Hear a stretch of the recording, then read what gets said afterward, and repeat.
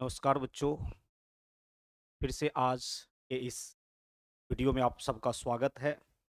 ठीक है, आइए हम सब कूलम्ब्स लॉ पर आधारित ऑब्जेक्टिव क्वेश्चन जहां तक किया था उसे आगे करेंगे, है ना। तो बच्चों, मैंने क्वेश्चन नंबर 30 तक आप लोग को बता दिया था। ठीक है, कूलम्ब्स लॉ से रिलेटेड डीपीपी प्रोवाइड किया गया था जिसमें टोटल 52 क्वेश्चन था ऑब्जेक्टिव और 11 न्यूमेरिकल्स था। उसमें से बच्चों हमने क्वेश्चन नंबर 30 तक बता दिया था। आज इस वीडियो के माध्यम से हम लोग क्वेश्चन नंबर 31 और उससे आगे सॉल्व करेंगे। चलो आओ, आपके स्क्रीन पर क्वेश्चन दिख रहा है, ठीक है ना। तो ये क्वेश्चन सॉल्व करने का निश्चित रूप से आप प्रयास किए होंगे और प्रयास आप किए थे, सही आंसर तक नहीं पहुंच पाए तो देखिए क्या कमी रह गई थी आप में, क्या आप नहीं सोच पाए थे जिसके वजह से आप इस क्वेश्चन के सही विकल्प तक आप नहीं पहुंच पाए। आओ ईमानदारी से ध्यानपूर्वक बातों को सुनिए, समझिए।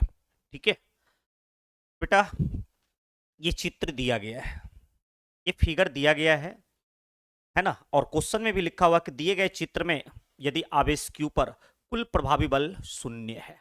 जरा सा इस शब्द के बारे में, ठीक है, कुल प्रभावी बल कहने का मतलब है बेटा यहाँ पे, कुल प्रभावी बल कहने का मतलब है यहाँ पर कि परिणामी बल। कौन सा बल बाबू? परिणामी बल। ठीक है ना, परिणामी बल। कुल प्रभावी बल कहने का मतलब है यहाँ पर परिणामी बल। और परिणामी बल को बेटा हम किससे सूचित करते हैं? एफ आर से। और इसका मान कितना कह रहा है यहाँ पर? शून्य। और ये कुल प्रभावी बल दैट मीन्स परिणामी बल एफ आर शून्य है किस पर? कैपिटल क्यू पर। किस पर? कैपिटल क्यू पर। ठीक है, तो आपसे पूछा जा रहा है capital Q by small Q का मान क्या होगा, और इसके लिए 4 विकल्प दिए हैं। इस 4 विकल्प में से कोई एक विकल्प सही है। ठीक है, तो आइए इस फिगर को जरा सा हम लोग देखें। बेटा, ये ए बी सी डी जो देख रहे हो यह एक वर्ग है। एबीसीडी क्या है? एक वर्ग है। और आप लोग को पता है कि वर्ग का चारों भुजा बराबर होता है। वर्ग का चारों भुजा बच्चों बराबर होता है। तो देख लीजिए ए से बी, ए बी भुजा भी की भी दूरी आर है, बीसी भुजा की भी दूरी आर है, और सीडी भुजा की भी दूरी आर है, और एडी भुजा की भी दूरी कितनी है? आर है। ठीक है, और वर्ग के 4 शीर्ष होते हैं, वर्ग के 4 वर्टेक्स होते हैं, और चारों वर्टेक्स पर, चारों शीर्ष पर आवेश रखा हुआ है। ये फिगर में देख पा रहे हैं हम लोग। ठीक है ना। शीर्ष ए पर कैपिटल क्यू आवेश है, और जस्ट इसके अपोजिट, इसके विपरीत, इसके जस्ट जो शीर्ष है उस पर आवेश क्या है बच्चों? कैपिटल क्यू ही। और ये दो अपोजिट शीर्ष पर आवेश स्मॉल क्यू है। तब आपसे पूछा जा रहा है यदि आवेश कैपिटल क्यू पर प्रभावी, कुल प्रभावी बल अर्थात परिणामी बल शून्य हो तो capital Q by small Q का मान क्या होगा? ठीक है, तो ये चीजें हैं। ये आपका क्वेश्चन है कि एक आवेश कैपिटल क्यू पर परिणामी बल शून्य है तो capital Q by small Q का मान बताओ। बताओ आप लोग यहां पर बच्चों। ये 4 बिंदु आवेशों का निकाय है। ठीक है, क्योंकि वर्ग के चारों शीर्ष पर बिंदु आवेश है। ये 4 बिंदु आवेशों का निकाय है, तो इनमें से किसी एक बिंदु आवेश पर परिणामी बल जो होंगे, ठीक है, वो 3 बलों का योग होगा। क्योंकि अगर मान लीजिए सी बिंदु पर कैपिटल क्यू आवेश पर लगने वाले बल की बात मैं करूं, ठीक है, तो बच्चों इस पर कैपिटल क्यू जो बिंदु सी पर है इसके द्वारा भी बल आरोपित होगा इस पर, और यहां पर जो आवेश है इस आवेश के द्वारा भी इस पर बल आरोपित होगा, और यहां जो आवेश है इस आवेश के द्वारा भी इस पर बल आरोपित होगा। तो टोटल अगर मैं किसी दोनों कैपिटल क्यू आवेश में से किसी एक कैपिटल क्यू आवेश की मैं बात करूं तो एक कैपिटल क्यू आवेश पर कितने बल लगेंगे बेटा? 3 बल लगेगा, और तीनों बल का परिणामी बल निकालेंगे तब उसको किसके बराबर कर देंगे? 0 के बराबर कर देंगे, और हमें जो मान निकलना होगा वो निकल। ठीक है, तो आइए आप बताओ मुझे यहां पे, ठीक है, आप सब मुझे बताइए यहां पर, है ना, इस कैपिटल क्यू आवेश जो बिंदु सी पर है इस पर इसके द्वारा बल आरोपित होगा, है ना। तो ये बल इस आवेश के द्वारा इस आवेश पर लगने वाले बल फिलहाल विकर्षण बल, इस आवेश के द्वारा इस आवेश पर लगने वाले बल फिलहाल विकर्षण बल, और ये बल बच्चों लग रहा बिंदु सी पर, ये इसको वेक्टर एफ सी कहेंगे, ठीक है, बिंदु बी पर स्थित आवेश के कारण, तो बगल में बी लिख, ठीक है ना। और मुझे बताइए आप लोग, कूलम के नियम से, कूलम के नियम से एफ सी बी बराबर क्या होगा बेटा, एफ सी बी बराबर क्या होगा, तो यहां पर हो जाएगा के Q1 Q2, Q1 Q2, तो इस आवेश को Q1 मान लेंगे और इस आवेश को क्या मान लेंगे Q2, तो Q1 आपका क्या है स्मॉल q, और Q2 बच्चों कैपिटल Q, बटा इन दोनों आवेश के बीच की दूरी कितनी है आर स्क्वायर हो जाएगा, ठीक है, कूलम के नियम से ये बल निकल गया। अब एक चीज और बताओ मुझे, यहां पर इस आवेश पर इस आवेश के द्वारा भी बल आरोपित होगा, ठीक है, इस आवेश पर इस आवेश के द्वारा भी बल आरोपित होगा, तो बच्चों ये प्लस इसके द्वारा इस पर लगने वाले बल विकर्षण होंगे, ये इसको दूर हटाएगा तो इधर दूर होगा, ठीक है, तो बच्चों ये भी बल आपका बिंदु सी पर ही लग रहा है, ठीक है, तो इस बल को भी हम वेक्टर एफ सी ही कहेंगे, ठीक है, लेकिन ये बल जो लग रहा बच्चों इस आवेश पर डी पर स्थित आवेश के कारण, इसलिए इसको हम एफ सी डी कह देंगे, क्या कह देंगे इसको, वेक्टर एफ सी डी कह देंगे इसको, ठीक है, अगर नहीं दिख पा रहा होगा तो अच्छा से हम दिखाने का कोशिश कर रहे हैं, वेक्टर एफ सी डी, ठीक है। और बच्चों एक चीज पता होनी चाहिए आपको कि वर्ग के भुजा एक दूसरे से लंबवत, वर्ग की भुजा वर्टेक्स पर एक दूसरे से कितना कोण पर होते हैं 90 डिग्री पर, तो अपोजिट एंगल से ये भी कितना हो जाएगा 90, अगर ये कोण 90 डिग्री है तो ये कोण भी कितना हो जाएगा 90 डिग्री हो जाएगा, बहुत बढ़िया, ठीक है। तो बच्चों कूलम के नियम से एफ सी भी आपने निकाला, तो इसी प्रकार से यहां पर हम एफ सी डी भी निकालना चाहेंगे, क्या निकालना चाहेंगे एफ सी डी कूलम के नियम से। तो बताओ ये बल जो आरोपित हो रहा है, ठीक है, इस आवेश पर इसके कारण, इस आवेश पर ये बल जो आरोपित हो रहा है इस आवेश पर इसके कारण, तो बच्चों ये Q1 होगा तो ये Q2, ये Q1 का मान होगा कूलम के नियम में, तो ये Q2 का मान हो जाएगा, और बीच की दूरी कितनी हो जाएगी R, तो बताओ K Q1 small q, Q2 capital Q बटे इन दोनों के बीच की दूरी कितनी आर स्क्वायर, कितनी बेटा आर स्क्वायर हो जाएगा, ठीक है ना। तो आपने इस आवेश पर इस आवेश के द्वारा आरोपित बल निकाल लिया, इस आवेश पर इस आवेश के द्वारा आरोपित बल निकाल लिया, एक इस आवेश के द्वारा भी इस पर बल आरोपित होगा, अभी मैंने इस आवेश के द्वारा इस आवेश पर लगने वाले बल को ज्ञात नहीं किया है, ठीक है, तो पहले थोड़ा सा हम इन दोनों की क्रिया कर लेते हैं तब फिर हम आगे देखते हैं, ठीक है।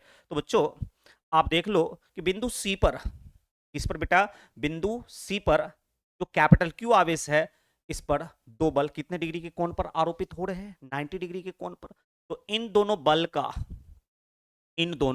बल का ठीक है सदिश योग करेंगे तो एक नया बल मिलेगा, ठीक है। तो हम यहां पर मान लेते हैं कि vector F C D and vector F C B का परिणामी बल, ठीक है, परिणामी बल है बाबू साहब, मान लेते परिणामी बल आपका यहां पर जो है वेक्टर एफ आर डैश है, कितना है बेटा वेक्टर एफ आर डैश है, तो हम यहां पर लिख सकते हैं, हम बिल्कुल यहां पर अब लिख सकते हैं, ठीक है, कि वेक्टर एफ आर डैश बराबर हो जाएगा आपका vector F C D plus vector F C B, है ना, ठीक है। इस दोनों बल का परिणामी बल वेक्टर एफ आर डैश है, तो बच्चों परिणामी बल कैसे मिलता हमें, जब दो बल को हम सदिश योग करते हैं, जब दो बलों का हम क्या करते हैं सदिश योग, तो बिंदु सी पर दो बल, एक बल ये लग रहा है एक बल ये लग रहा है, इन दोनों बल का सदिश योग कर देंगे हम, तो इन दोनों से जो हमें एक नया बल का मान मिलेगा वही परिणामी बल को मैंने क्या मान लिया वेक्टर एफ आर डैश। और बच्चों अब यहां पर देखो आप, मैंने आप लोग को बताया था एक चीज, ठीक है, याद कीजिए आप लोग, ठीक है, ऑफलाइन क्लास में बच्चों मैंने आप लोगों को एक चीज बताया था, ठीक है, कि यदि परिणामी सदिश वेक्टर ए और बी को जोड़ने से प्राप्त हुआ हो और वेक्टर ए और वेक्टर बी परस्पर क्या हो बाबू लंबवत हो, परस्पर क्या हो तुम्हारा, लंबवत हो, 90 डिग्री पर हो, तो रिजल्टेंट आपका जो हो जाता है root under A square plus B square, root under A square plus B square. ये बात मैंने बताया था, ठीक है, ये बात बच्चों मैंने आप लोगों को बताया था, ठीक है। तो कमोबेश देख लो यहां पर वही बात है, ये दोनों को हमने जोड़ा, जैसे वेक्टर ए और वेक्टर बी को जोड़ा तो वेक्टर आर मिला, तो वेक्टर एफ सी डी और वेक्टर एफ सी बी को हमने जोड़ा तो हमें क्या मिला, वेक्टर एफ आर डैश मिला। और ये दोनों, जिन दोनों को जोड़ने से हमें ये मिला है, वो दोनों परस्पर यहां पर देख लीजिए कितना डिग्री के कोण पर है बेटा, 90 डिग्री। कितना डिग्री के कोण पर हुआ ये, 90 डिग्री के कोण पर है। तो बताइए इसका परिणामी बल का परिमाण क्या हो जाएगा, रूट अंडर, ठीक है, एफ सी डी का square plus plus F C B का स्क्वायर, ठीक है।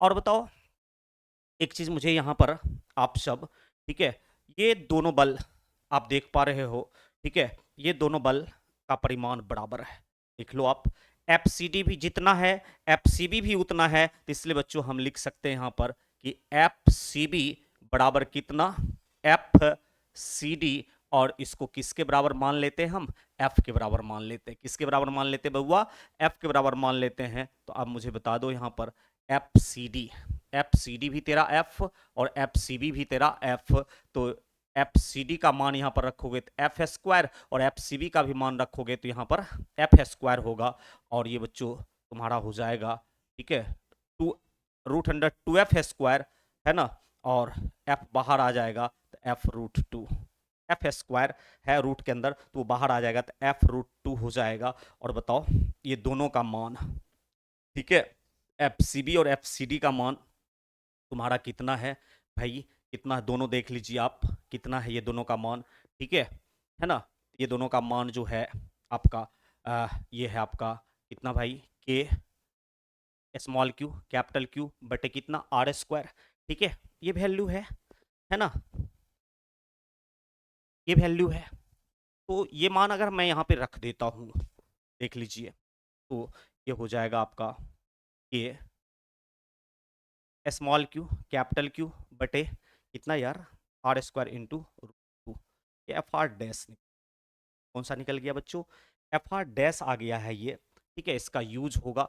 और एक चीज और बताओ आप लोग, ठीक है, ये दो सदिश ए और बी को जोड़ने से जो हमें परिणामी सदिश आर मिला था, वो कहां से गुजरती थी, दिए गए दोनों सदिश के बीच से, जिन दोनों सदिश को जोड़े हो उनके बीच से कहीं से, उनके बीच से कहीं से ऐसे ये रिजल्टेंट गुजरता था, ठीक है। और बच्चों यहां पर भी निश्चित रूप से, ठीक है, आपने इन दोनों सदिश को जोड़ने पर आपको एफ आर डैश मिला है, तो निश्चित रूप से ये एफ आर डैश का डायरेक्शन इसके बीच का ऐसे, ठीक है, वेक्टर एफ डैश आर, ठीक है, ये दोनों को जोड़ने से हमें ये परिणामी सदिश मिला, तो ये परिणामी सदिश की दिशा किधर होगी, इन दोनों सदिश के बीच से कहीं से। और बच्चों एक चीज आप याद रखना, ठीक है, एक चीज ध्यान में रखना, एक चीज ख्याल में रखना आप, ठीक है, यदि जिन दो सदिश को जोड़े हो वो दोनों सदिश का परिमाण बराबर हो, तो इसको जोड़ने से जो रिजल्टेंट मिला है वो रिजल्टेंट एकदम बीचों बीच से जाएगा, एकदम बीचों बीच से जाएगा। अगर ये कोण 90 डिग्री है तो इधर भी 45 डिग्री से, इधर भी 45 डिग्री के बीच से एकदम जाएगा ये, तो ये हो गया तुम्हारा, ठीक है ना। और एक चीज और आप मुझे बताइए, ये तो इस बल और इस बल का परिणामी बल हो गया, अब बताओ ये आवेश के कारण, इस आवेश के द्वारा इस पर लगने वाले बल ये, इस आवेश के द्वारा इस पर लगने वाले बल ये, ठीक है। और फिर बच्चों मुझे बताओ इस आवेश के द्वारा भी इस पर बल लगेगा ना, और ये जो आपने दिखाया इन दोनों का रिजल्टेंट दिखाया इधर, ठीक है, लेकिन इसके द्वारा इस पर लगने वाले बल की भी दिशा इधर ही होगी, इसके द्वारा इस पर लगने वाले बल की भी दिशा इधर ही होगी, ठीक है, इसी डायरेक्शन में होगा। तो इसलिए बच्चों यहां पर आपका जो है, ठीक है, एक बल और लगेगा और इस बल का नाम हो जाएगा वेक्टर एफ सी, और ए पर स्थित आवेश के कारण तो एफ ए क्या हो जाएगा, वेक्टर एफ सी ए। तो ये vector F R dash F C B और एफ सी डी का रिजल्टेंट है, परिणामी सदिश है, और वेक्टर एफ सी ए जो है यहां पर इस आवेश के द्वारा इस पर लगने वाले बल, और संयोग से दोनों एक ही डायरेक्शन में।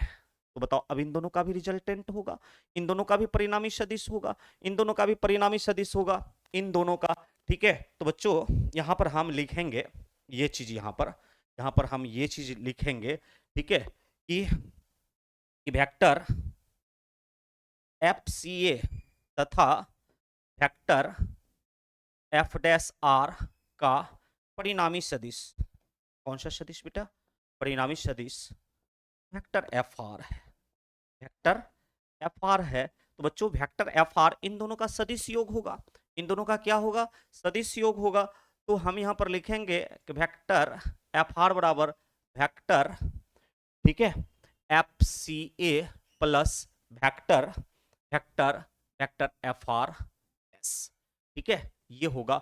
अब एक चीज देखो यहां पर, ये दोनों सदिश जिसका आपने सदिश योग किया, ठीक है, वो दोनों सेम डायरेक्शन में है, वो दोनों क्या है बच्चों, सेम डायरेक्शन में है, ठीक है, सेम डायरेक्शन में है। तो बताओ आप मुझे यहां पर एक चीज, यहां पर एक चीज बताओ, ठीक है, नोट नंबर का ही दूसरा पार्ट बच्चों मैं आपसे कह रहा हूं कि दिए गए दो सदिश के योग से परिणामी सदिश मिला और दोनों अगर विपरीत दिशा में हो, दोनों यदि किस दिशा में हो बेटा, विपरीत दिशा में हो, तो रिजल्टेंट आपका हो जाता है ए माइनस बी। रिजल्टेंट क्या हो जाता बाबू, ए माइनस बी हो जाता है, ठीक है। तो यहां पर आप मुझे बता दो, यहां मुझे बता दो कि यहां पर जो आपने आपने जो दो सदिश को जोड़ा है, वो दोनों सदिश बताइए सेम डायरेक्शन में है, समान दिशा में है, ठीक है, सॉरी, हाँ, अगर ये विपरीत दिशा में होगा तो ये माइनस हो जाएगा ए माइनस बी, अगर ये दोनों समान दिशा में हो बेटा तो ये हो जाएगा ए प्लस बी, आर बराबर ए प्लस बी। ये बात मैंने आप लोग को संडे के भी क्लास में बताया था, ठीक है। तो देखो यहां पर कि वेक्टर आपने जिन दो सदिश को जोड़ा है यहां पे, ठीक है, वो दोनों सेम डायरेक्शन में है, वेक्टर एफ आर डैश और वेक्टर एफ सी ए, देख लीजिए सेम डायरेक्शन में है और सेम डायरेक्शन में है। तो बच्चों ये रिजल्टेंट इसके अनुसार ये रिजल्टेंट आपका हो जाएगा एफ आर बराबर F C A plus F R dash, तीर हट जाएगा, ठीक है ना। तो ये चीज, और बेटा इसको हम इक्वेशन फर्स्ट मान लेते हैं, ठीक है, इसको क्या मान लेते हैं, इक्वेशन फर्स्ट, ठीक है। अब देख लो आप, वेक्टर एफ आर डैश आपको पता है, एफ सी ए मिल जाए और एफ आर यहां पर जीरो क्वेश्चन में दिया हुआ है, तो शायद एक समीकरण से एक अननोन मेरा सॉल्व हो जाएगा, ठीक है। तो बच्चों अब यहां पर हमारा कोशिश है पुनः इसके नियम से, पुनः कूलम के नियम से, किसके नियम से बाबू, कूलम के नियम से, ठीक है।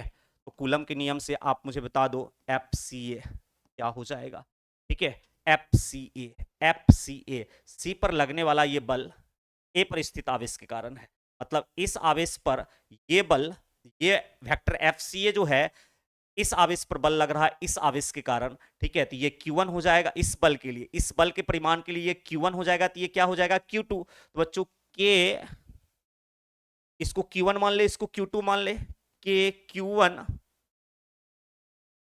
Q2 दोनों QQ है, Q1 Q2 का मान QQ है, ठीक है ना, बटे अब बता दो यार, यहां पर जो है तुम्हारा एक चीज मुझे बताओ, यहां पे वही वर्ग का विकर्ण है, ये दूरी चाहिए ना, बिंदु सी पर ए पर स्थित आवेश के कारण, सी पर स्थित आवेश पर, सी पर रखे आवेश पर ए के पर रखे आवेश के द्वारा लगने वाले बल के लिए हमें ये दूरी चाहिए ना, ये वर्ग का विकर्ण है, और वर्ग का विकर्ण जो होता है भुजा गुना √2, तो भुजा आर है, आर इंटू क्या हो जाएगा √2, वर्ग का विकर्ण भुजा का √2 गुना होता है, वर्ग का विकर्ण भुजा का √2 गुना होता है। तो बताओ यहां से यहां की दूरी, यहां से यहां की दूरी इस बल के लिए F C A, vector F C A का परिमाण के लिए हमें यहां से यहां की दूरी लेनी पड़ेगी, और ये वर्ग का विकर्ण है, और वर्ग का विकर्ण होता भुजा का √2 गुना, तो बताओ इसका इस दूरी का स्क्वायर हो जाएगा, तो बच्चों r√2 का स्क्वायर कर दो, तो ये हो जाएगा आपका के क्यू स्क्वायर बटे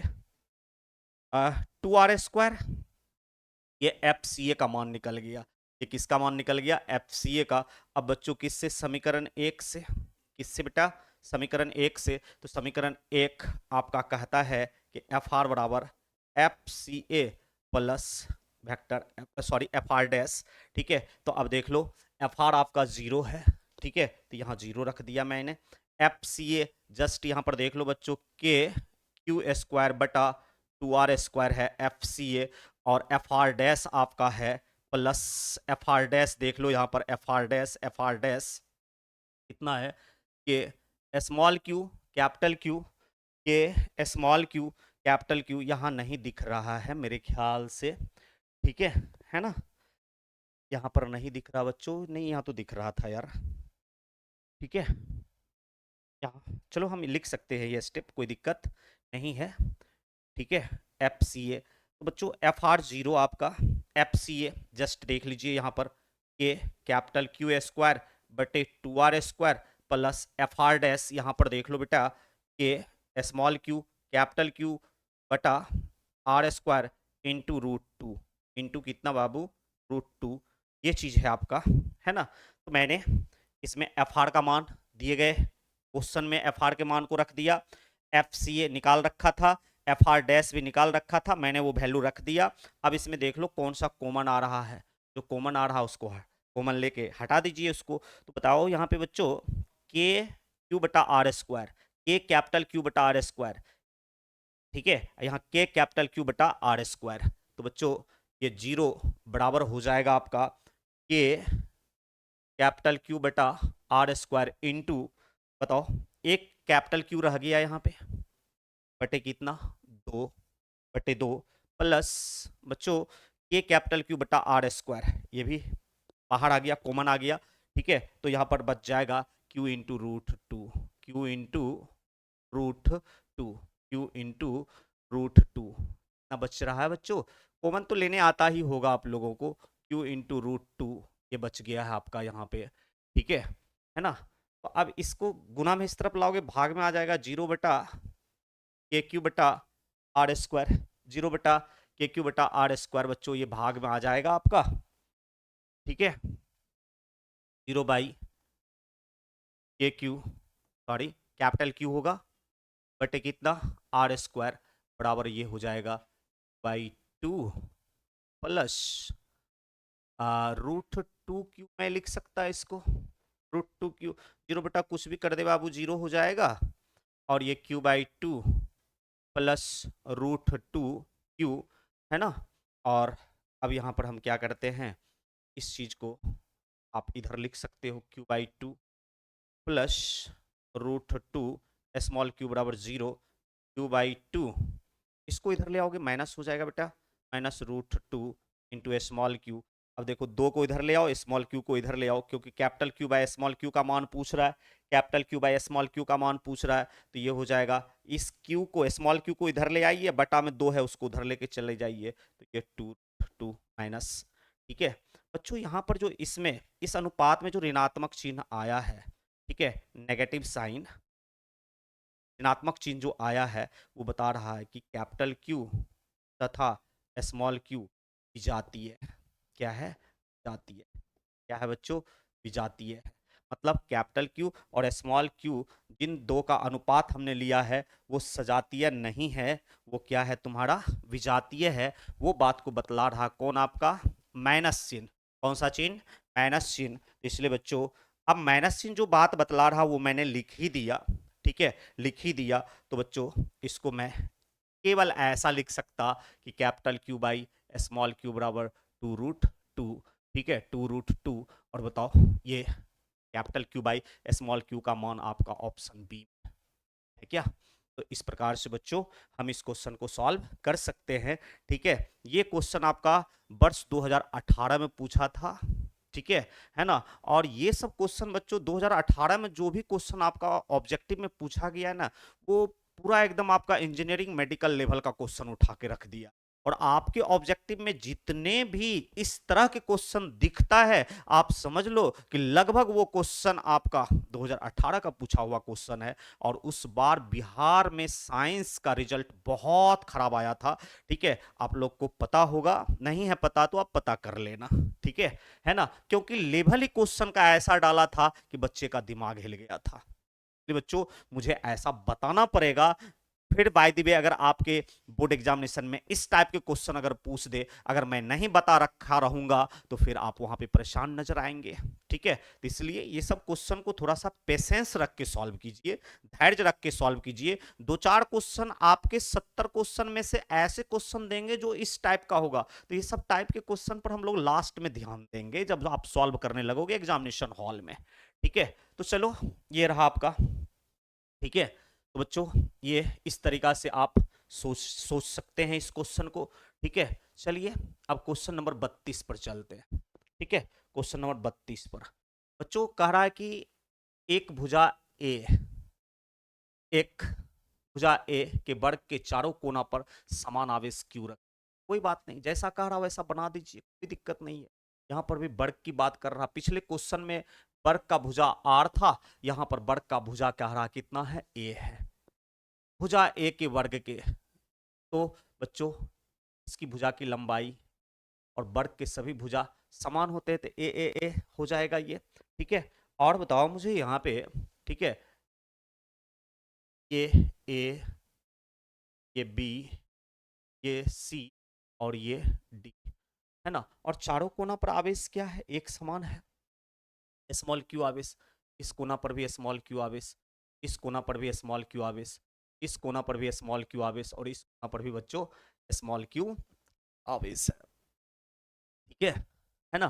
किसी एक आवेश पर विद्युत बल का परिमाण दे रखा है, किसी एक आवेश पर विद्युत बल का परिमाण। ठीक है, किसी एक आवेश पर विद्युत बल का परिमाण दे रखा है, दैट मीन्स बच्चों एफ आर का मान दे रखा है। किसका मान दे रखा है, एफ आर का मान दे रखा है। ये देख लो आप, यहाँ पर जो है ये एफ आर का रिजल्टेंट फोर्स का ये वैल्यू है आपका। ठीक है ना। तो आपसे पूछा जा रहा के का मान क्या होगा, के का मान क्या होगा, ये आपसे पूछा जा रहा है। कोई बात नहीं, हम जो सीखे हैं पीछे उसके आधार पर हम इसको लेके चलेंगे। ठीक है, तो बताओ यार, किसी एक आवेश पर, किसी एक आवेश पर ये जो चार बिंदु आवेश का निकाय है, चारों शीर्ष पर, चारों शीर्ष पर चार बिंदु आवेश के निकाय हैं, तो किसी एक बिंदु आवेश पर कितने बल लगेंगे बच्चों, 3 बल लगेंगे। आप देख लो यहां पर। ठीक है, इस आवेश पर, इस आवेश पर इसके द्वारा भी बल लगेगा, इस आवेश पर इस आवेश के द्वारा भी इधर बल लगेगा, और इस आवेश पर इस आवेश के द्वारा भी इधर बल लगेगा। ठीक है ना। तो इसके द्वारा इस पर लगने वाले बल इधर F C B, F C B, और इस आवेश पर इसके द्वारा लगने वाला बल इधर वेक्टर एफ सी डी। ठीक है, वेक्टर एफ सी डी। बच्चों जस्ट वही सवाल है तुम्हारा, और बता दो इसके द्वारा भी इस पर इधर बल लगेगा, है ना। तो ये दूरी चाहिए। अभी जस्ट मैंने बताया था कि वर्ग का विकर्ण होता है, और वर्ग का विकर्ण जो होता है भुजा का √2 गुना, तो भुजा ए है और इसमें √2 से गुना कर दो, तो इस वर्ग का ये विकर्ण हो गया। ठीक है, तो बच्चों अब इन दोनों का परिणामी सदिश, ठीक है, तब इसके द्वारा इस पर लगने वाले बल हम ज्ञात करेंगे। ठीक है, तो एक बात बताओ मुझे, ये दोनों सदिश एक दूसरे से 90 डिग्री के कोण पर है, इसका परिणामी सदिश कुछ मान लेते हैं कि वेक्टर, इसके द्वारा इस पर लगने वाले बल को अभी मैंने नहीं दिखाया, बाद में दिखाएंगे जब इन दोनों का रिजल्टेंट हम निकाल लेंगे। ठीक है, तो बच्चों vector F C B and vector F C D के द्वारा, के द्वारा सॉरी का परिणामी बल, का परिणामी बल बेटा कितना ले लेंगे, वेक्टर एफ आर डैश है। ठीक है, बताओ यहां पर मैं क्या लिख सकता, परिणामी बल का मतलब है कि सदिश योग करना होगा, जिसका ये परिणामी बल है, जिन दो सदिश का ये परिणामी बल है, तो उसके लिए इन दोनों का सदिश योग करना पड़ेगा। तो vector F C B plus vector F C D. ठीक है ना, ये कर दिया मैंने। अब बताओ यार एक चीज लोग, ठीक है, कि ये दो सदिश, फिर से मैं दोहरा रहा हूं, वेक्टर ए और वेक्टर बी को जोड़ने पर हमें परिणामी सदिश आर मिला। यदि ये वेक्टर ए, यदि ये वेक्टर ए, यदि ये वेक्टर ए और ये वेक्टर बी परस्पर क्या हो बच्चों, लंबवत, तो इस परिणामी सदिश का परिमाण होता √a² प्लस स्क्वायर। ठीक है, ये बात मैंने पिछले सवाल में भी बताया था, वही रिपीटेशन है ये यहाँ पर। ठीक है, और इसका जो रिजल्टेंट वेक्टर होगा बेटा, ठीक है, ए और बी का जो रिजल्टेंट वेक्टर होगा, इन दोनों ए और बी के बीच से कहीं से जाए। ठीक है, अगर ए का परिमाण बी का परिमाण बराबर है तो एकदम बीचों बीच से जाएगा। ठीक है, तो यहाँ पर देखो आप, मेरी एक बात बताओ यहाँ पे आप लोग, ठीक है, यहाँ पर भी देख बेटा, वेक्टर एफ सी बी और वेक्टर एफ सी डी एक दूसरे से लंबवत है। जब एक दूसरे से लंबवत है तो परिणामी सदिश का परिमाण root under A square plus B square. तो इसके आधार पर बाबू यहाँ पर तुम्हारा हो जाएगा एफ आर, यहाँ पर तुम्हारा हो जाएगा परिणामी सदिश का परिमाण एफ आर डैश बराबर रूट अंडर इसका स्क्वायर प्लस इसका स्क्वायर, एफ सी बी का square plus F C D का स्क्वायर। क्या मैं सही हूँ? यस। और देख ले बाबू, यहाँ पर तुम एक चीज मुझे बता दो, इसके नियम से, कूलम के नियम से, इसके नियम से बच्चों, कूलम के नियम से ये जो है तुम्हारा, है ना, और इसको हम मान लेते इक्वेशन फर्स्ट। अब इसमें मुझे एफ सी बी चाहिए और एफ सी डी चाहिए, किसके नियम से निकालेंगे हम? कूलम के नियम से। इसके नियम से बेटा, कूलम के नियम से। बताओ एफ सी बी बराबर क्या हो जाएगा? के एफ सी बी। तो बताओ बी पर स्थित आवेश Q1 और सी पर स्थित आवेश Q2, दोनों QQ हो जाएगा। Q1 और Q2 दोनों QQ हो जाएगा बटे 20 की दूरी। R नहीं है, यहाँ A है, तो ए स्क्वायर हो जाएगा। क्या हो जाएगा बेटा? A square. तो ये तुम्हारा हो जाएगा K Q square by K Q square by A square, K Q square by A square. ठीक है ना, ये एफ सी बी का मान निकल गया। इसी प्रकार से बच्चों हम एफ सी डी का भी मान निकालेंगे। तो एफ सी डी का मान हो जाएगा, ये बल जो लग रहा है इस पर, इसके का, तो इस बल के लिए Q1 Q2 आवेश, ये Q1 होगा तो ये क्या हो जाएगा? Q2। तो बताओ यार, कि Q1 भी Q, Q2 भी Q बटा कितना, इन दोनों आवेश के बीच की दूरी कितनी? ए स्क्वायर। ठीक है, तो बच्चों ये तुम्हारा हो जाएगा यहाँ पर, ठीक है, कितना हो जाएगा? ये small Q square by A square. ठीक है, ये जो है आपका एफ सी डी का मान हो गया और ये एफ सी बी का मान हो गया। तो आप मुझे बता दो यहाँ पर। ठीक है, तो समीकरण एक से बेटा, समीकरण एक से, या फिर आप ऐसे देख लो, ये F C D, sorry F C B का परिमाण बराबर, एफ सी बी का परिमाण बराबर क्या होगा? F C D. देख लीजिए ना, F C B K Q square by A square और एफ सी डी भी बच्चों K Q square by A square. तो बताओ दोनों का परिमाण बराबर है, तो इसलिए हम एफ सी डी बराबर लिख सकते हैं यहाँ पर, एफ सी डी बराबर लिख सकते हैं यहाँ पर F C B. F C D बराबर देख लो, एफ सी बी भी तुम्हारा K Q square by A square है और एफ सी डी भी तुम्हारा क्या है? के Q square by A square है। तो बताओ बच्चों, दोनों का परिमाण बराबर है तो हम बराबर लिख सकते हैं, और हम मान लेते हैं ये मानेंगे क्या है ही तुम्हारा कितना? के Q square by A square, और ये मान लेते हैं कि ये सब का वैल्यू किसके बराबर है? एफ के बराबर। तो बच्चों समीकरण एक से अगर हम लेके चलें, समीकरण एक से, तो समीकरण एक आपका है एफ आर डैश बराबर root under F C B का square plus F C D का स्क्वायर। तो बच्चों ये हो जाएगा root under F C B, भी तुम्हारा एफ है और एफ सी डी भी तुम्हारा क्या है बेटा? एफ है। ठीक है, तो एफ स्क्वायर प्लस कितना? एफ स्क्वायर, तो ये हो जाएगा 2 रूट अंडर एफ स्क्वायर।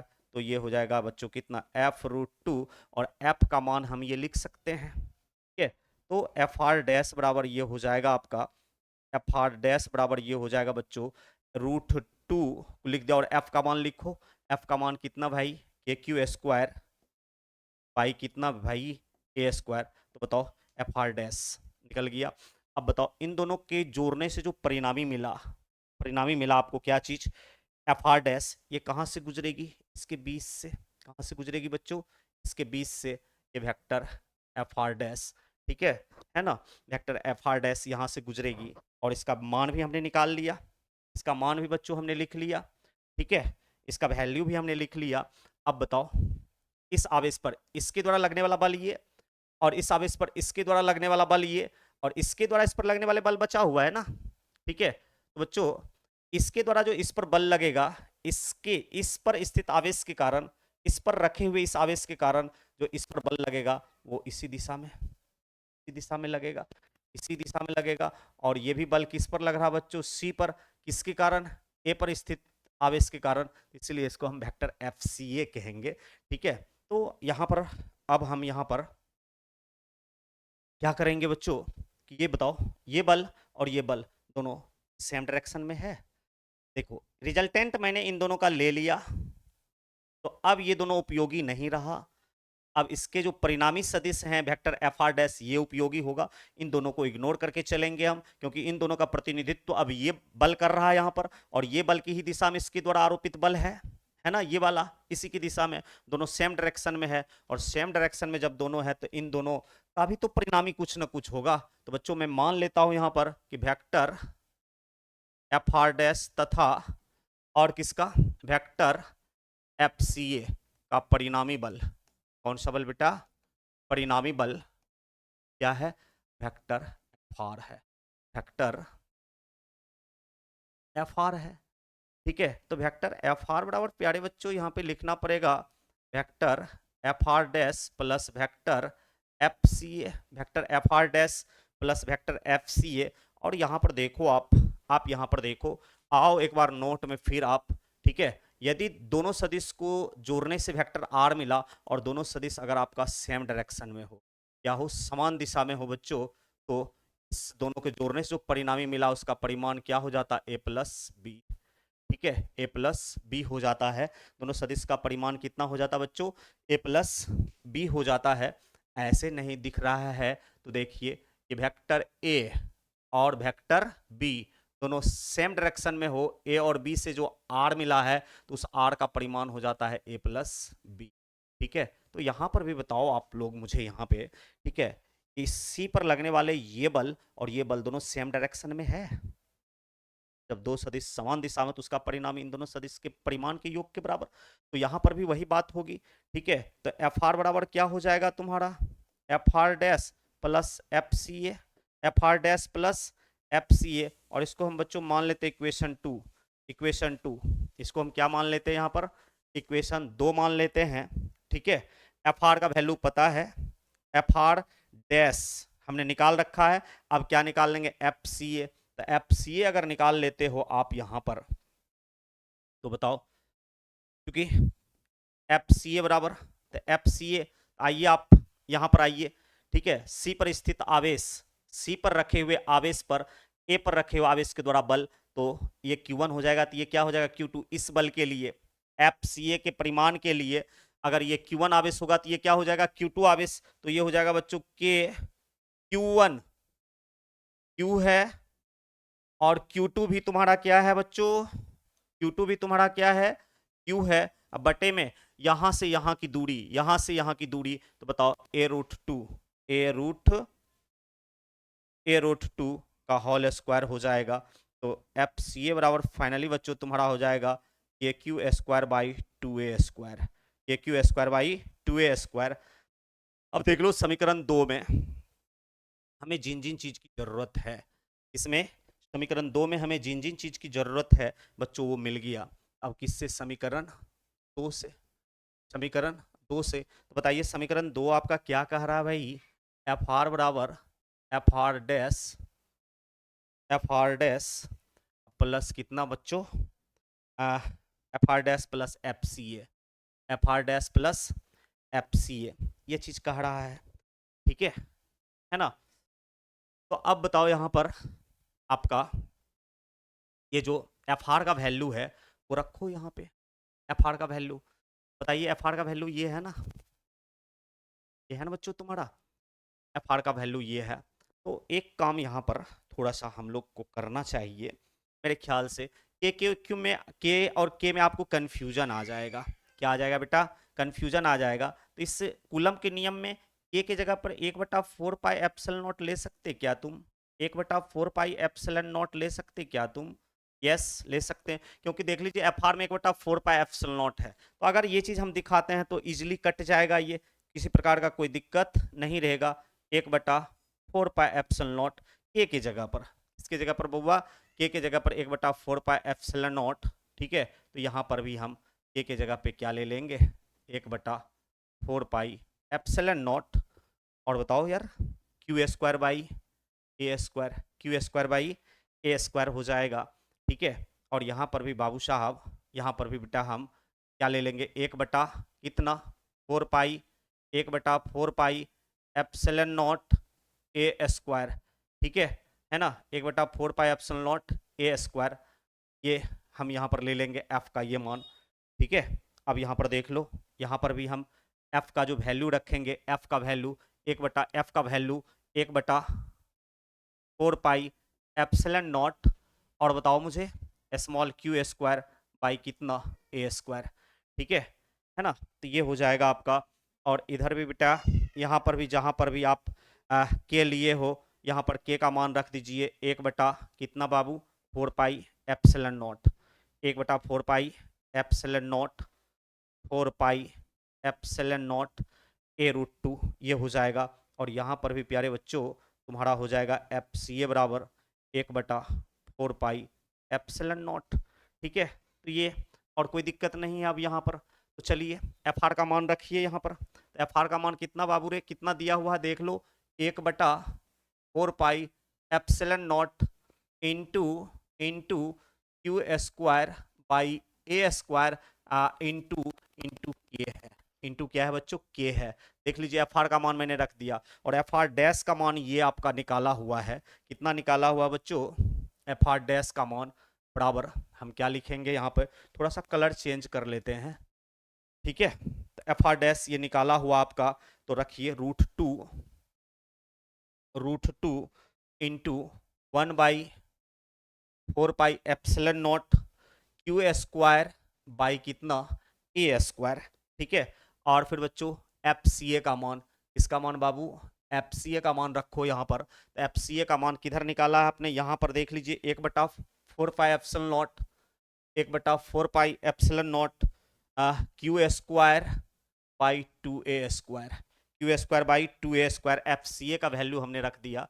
अब एक चीज देख लो आप, ठीक है, 1/4 पाई एप्सिलॉन नॉट से ये कॉमन होके कट जाएगा, कटेगा क्या, और क्यू स्क्वायर बटा ए स्क्वायर से ये भी कॉमन होके बच्चों कट जाएगा, ठीक है। तो दिस इंप्लाइज तुम्हारा बचेगा क्या यहाँ पे यार, इधर तुम्हारा ओनली फॉर के बच गया, इधर ओनली फॉर क्या बच गया, के, और इधर बच गया आपका √2, ये सब तो कट ही गया, प्लस प्लस 1/2, इधर भी बाद बाकी सब कट गया, 1/2 के का मान ये हो गया, के का मान ये हो गया। और बताओ के का मान ये हो गया, तो ये ऑप्शन में है क्या, ठीक है, ये ऑप्शन में है क्या आपका, देख लीजिए तो एक बार क्वेश्चन नंबर 32,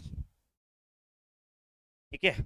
नहीं, ये ऑप्शन में है ही नहीं, कोई ऑप्शन में नहीं है, तो नन ऑफ दिस है तो नन ऑफ दिस मारेंगे, ठीक है। क्वेश्चन नंबर 32 का डी आंसर हो जाएगा।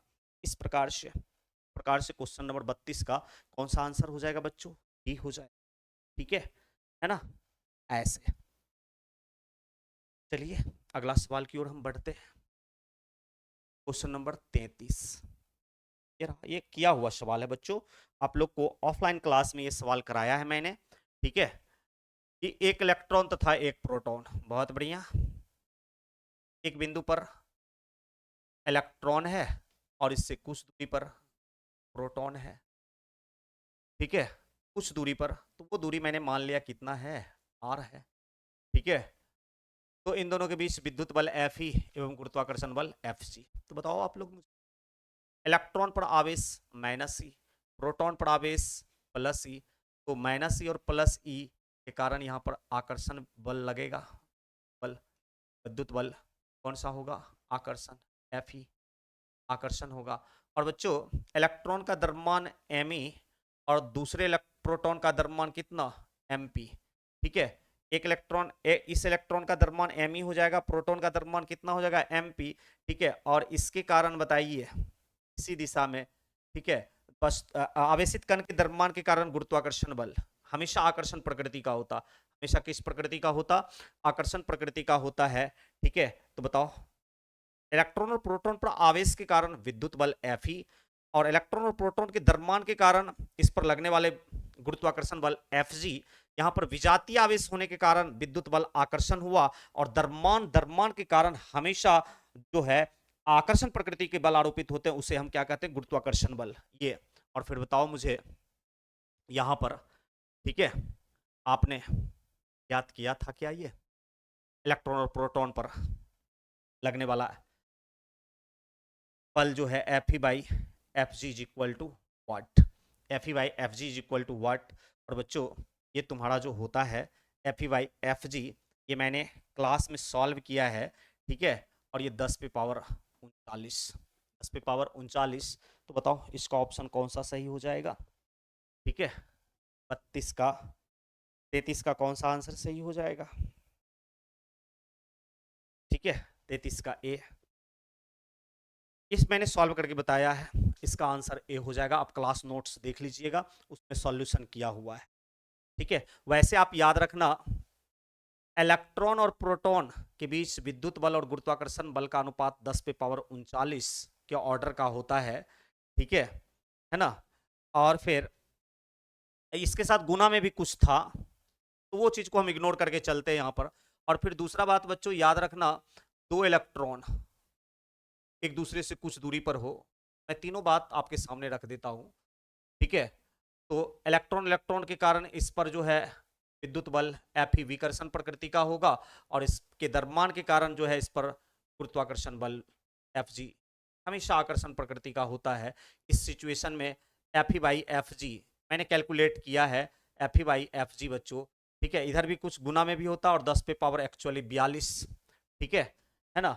और बच्चों अब एक बिंदु पर प्रोटॉन है, ये सारा कुछ बताया हुआ आप लोगों को, और दूसरे बिंदु पर भी क्या है, प्रोटॉन है, ठीक है। तो प्रोटॉन प्रोटॉन के कारण प्रोटॉन प्रोटॉन प्रोटॉन पर आवेश और दूसरे प्रोटॉन पर आवेश के कारण एफ ही विकर्षण प्रकृति का होगा, और इसके द्रव्यमान के कारण हमेशा इस पर जो है, ठीक है, गुरुत्वाकर्षण बल एफ जी आकर्षण प्रकृति का होगा। और यहाँ पर एफ ही बाई एफ जी जब कैलकुलेट करोगे कायदे से, तो 10 पे पावर जो है 36 के ऑर्डर का ये होता है, 10 पे पावर 36, ये 10 पे पावर 42 इसी ऑर्डर में आपसे पूछा जाता है। तो बच्चों यहां पर तुमसे जो पूछा गया है, ठीक है, एक इलेक्ट्रॉन और एक प्रोटॉन, दैट मीन्स ये सिचुएशन की बात की जा रही है। तो बताओ एफ ई बाई एफ जी यहाँ पर क्या होता, 10 पे पावर 39, ठीक है ना। तो ये सब आप लोग के क्लास नोट्स में है, आप देख लेना, ठीक है ना। क्वेश्चन नंबर 39 का, सॉरी 33 का ए ऑप्शन सही होगा।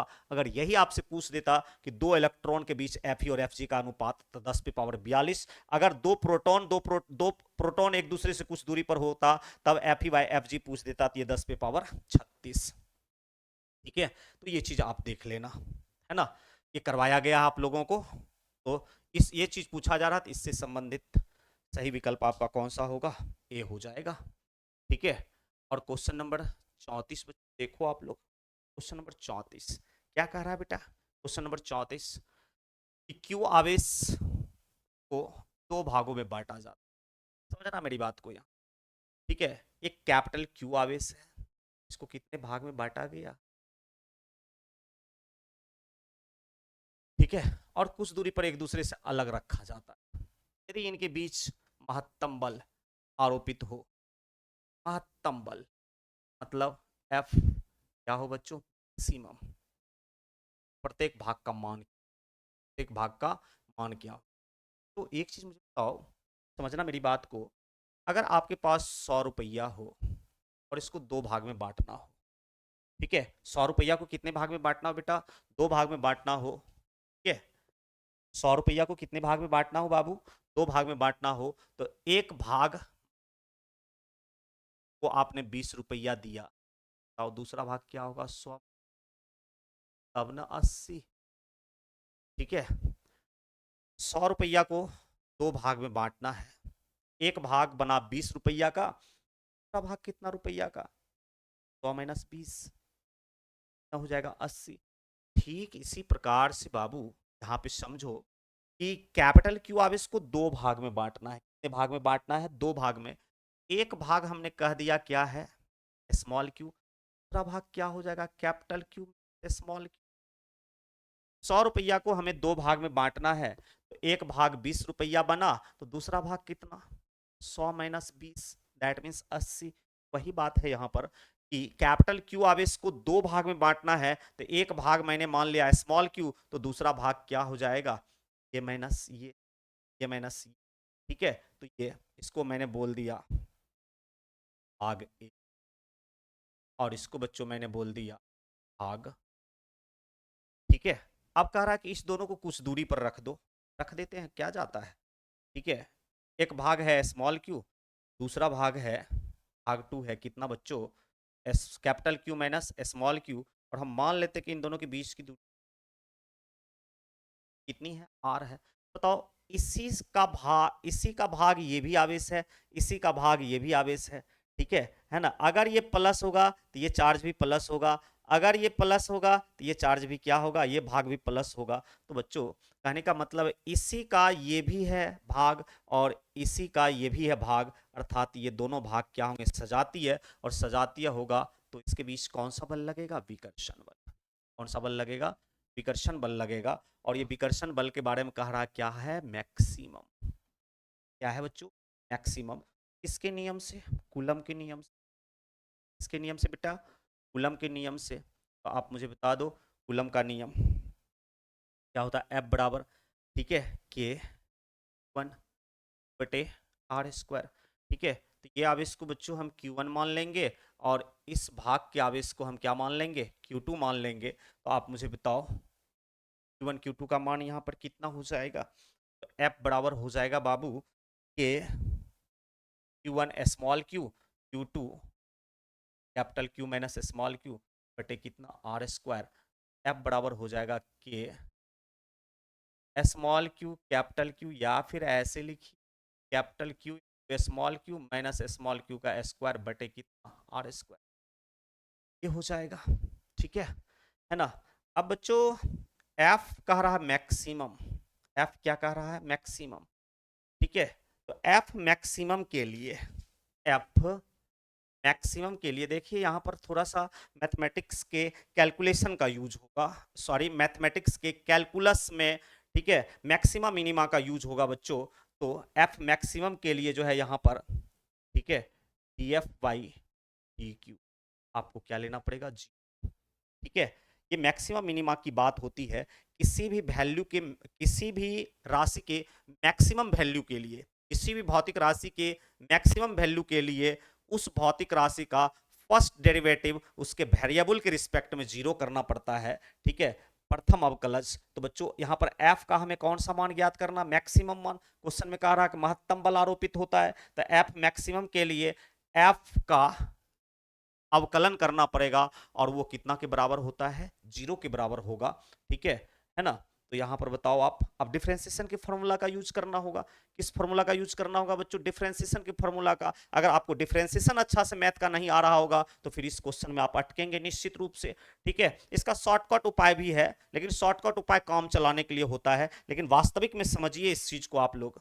ठीक है, तो d/d F का मान देख लो, के F का मान क्या है बेटा, के into capital Q small Q square बटे की r²।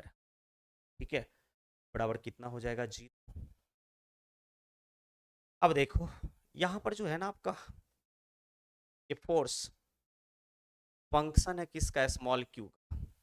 ठीक है, मतलब स्मॉल क्यू के अनुसार ये F बदलेंगे, इसीलिए डेरिवेटिव लिया F का किसके सापेक्ष, Q के सापेक्ष।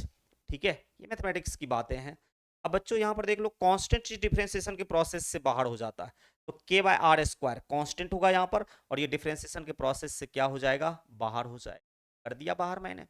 ठीक है, अब बचा d/dq, तो ये capital Q small q minus small q का स्क्वायर बराबर कितना यार। ठीक है, तो अब बताओ यहाँ पे आप मुझे, है ना, कि आप जो है आप इस डिफरेंशिएशन को k/r² को इधर बराबर की इस तरफ लाओगे, उधर गुना में इस तरफ लाओगे तो भाग में आ जाएगा। तो ये हो जाएगा आपका d/dq into into capital Q small q minus small q का स्क्वायर बराबर 0/k/r²। ठीक है, अब जो है क्या कीजिए आप, ये कैपिटल Q को बाहर लीजिए, dq/dq हो जाएगा ये, और ये d/dq q² बराबर कितना, 0। ठीक है, अब बताओ डिफरेंशिएशन का एक फार्मूला बच्चों, आप लोग डिफरेंशिएशन का एक फार्मूला मुझे बताइए। dx/dx कितना होता, एक के आधार पर q इंटू dq/dq कितना हो जाएगा, 1 हो जाएगा।